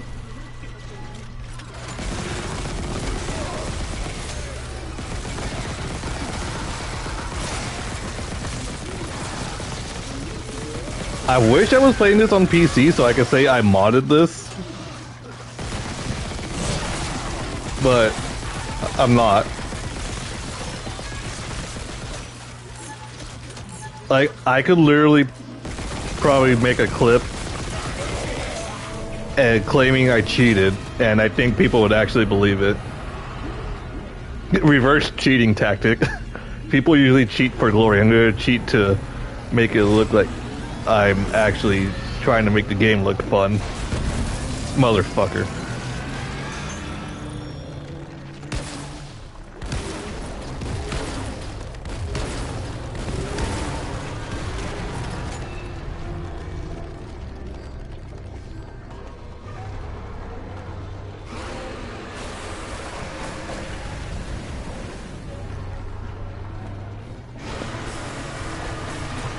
It was actually really funny because it's very obvious EA didn't intend for this to happen.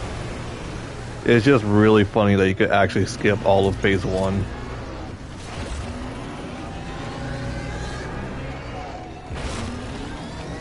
One thing I do appreciate about the DLC, however, for Elden Ring is that it does have more bosses than every DLC combined, I'm pretty sure. Oh my god. This weapon doesn't just fucking make this fight easy, it literally breaks the fight. You suck at aiming? Use this weapon.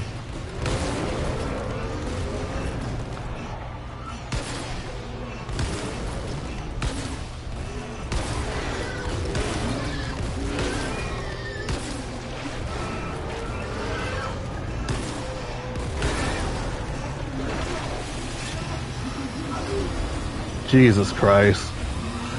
I literally did that the second time for fun and...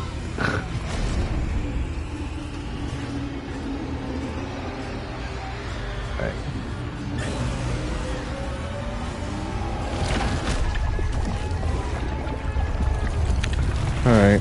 Well, I'll probably have more stuff I would change if I were to revisit the DLC, like run around for a while. But I'm going to end it here because this stream actually went on a lot longer than I intended for it to. Well, I'd like to thank you all for watching. Since you is the only one talking, Rips, I will do a raid. You don't have to stay, or at least stay long. But who should I raid? Should I raid this person named Snam, or this person named Sailor? They do have longer names, so I'm just letting you pick. They are both awesome people.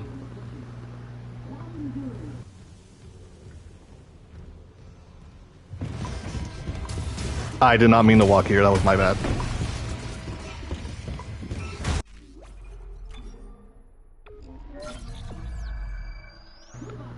Snam is the person you want me to raid. Okay.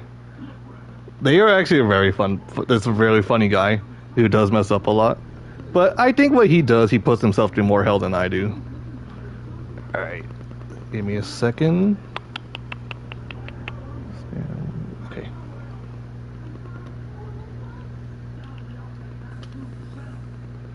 Ah, there we go. I actually got it right the first try.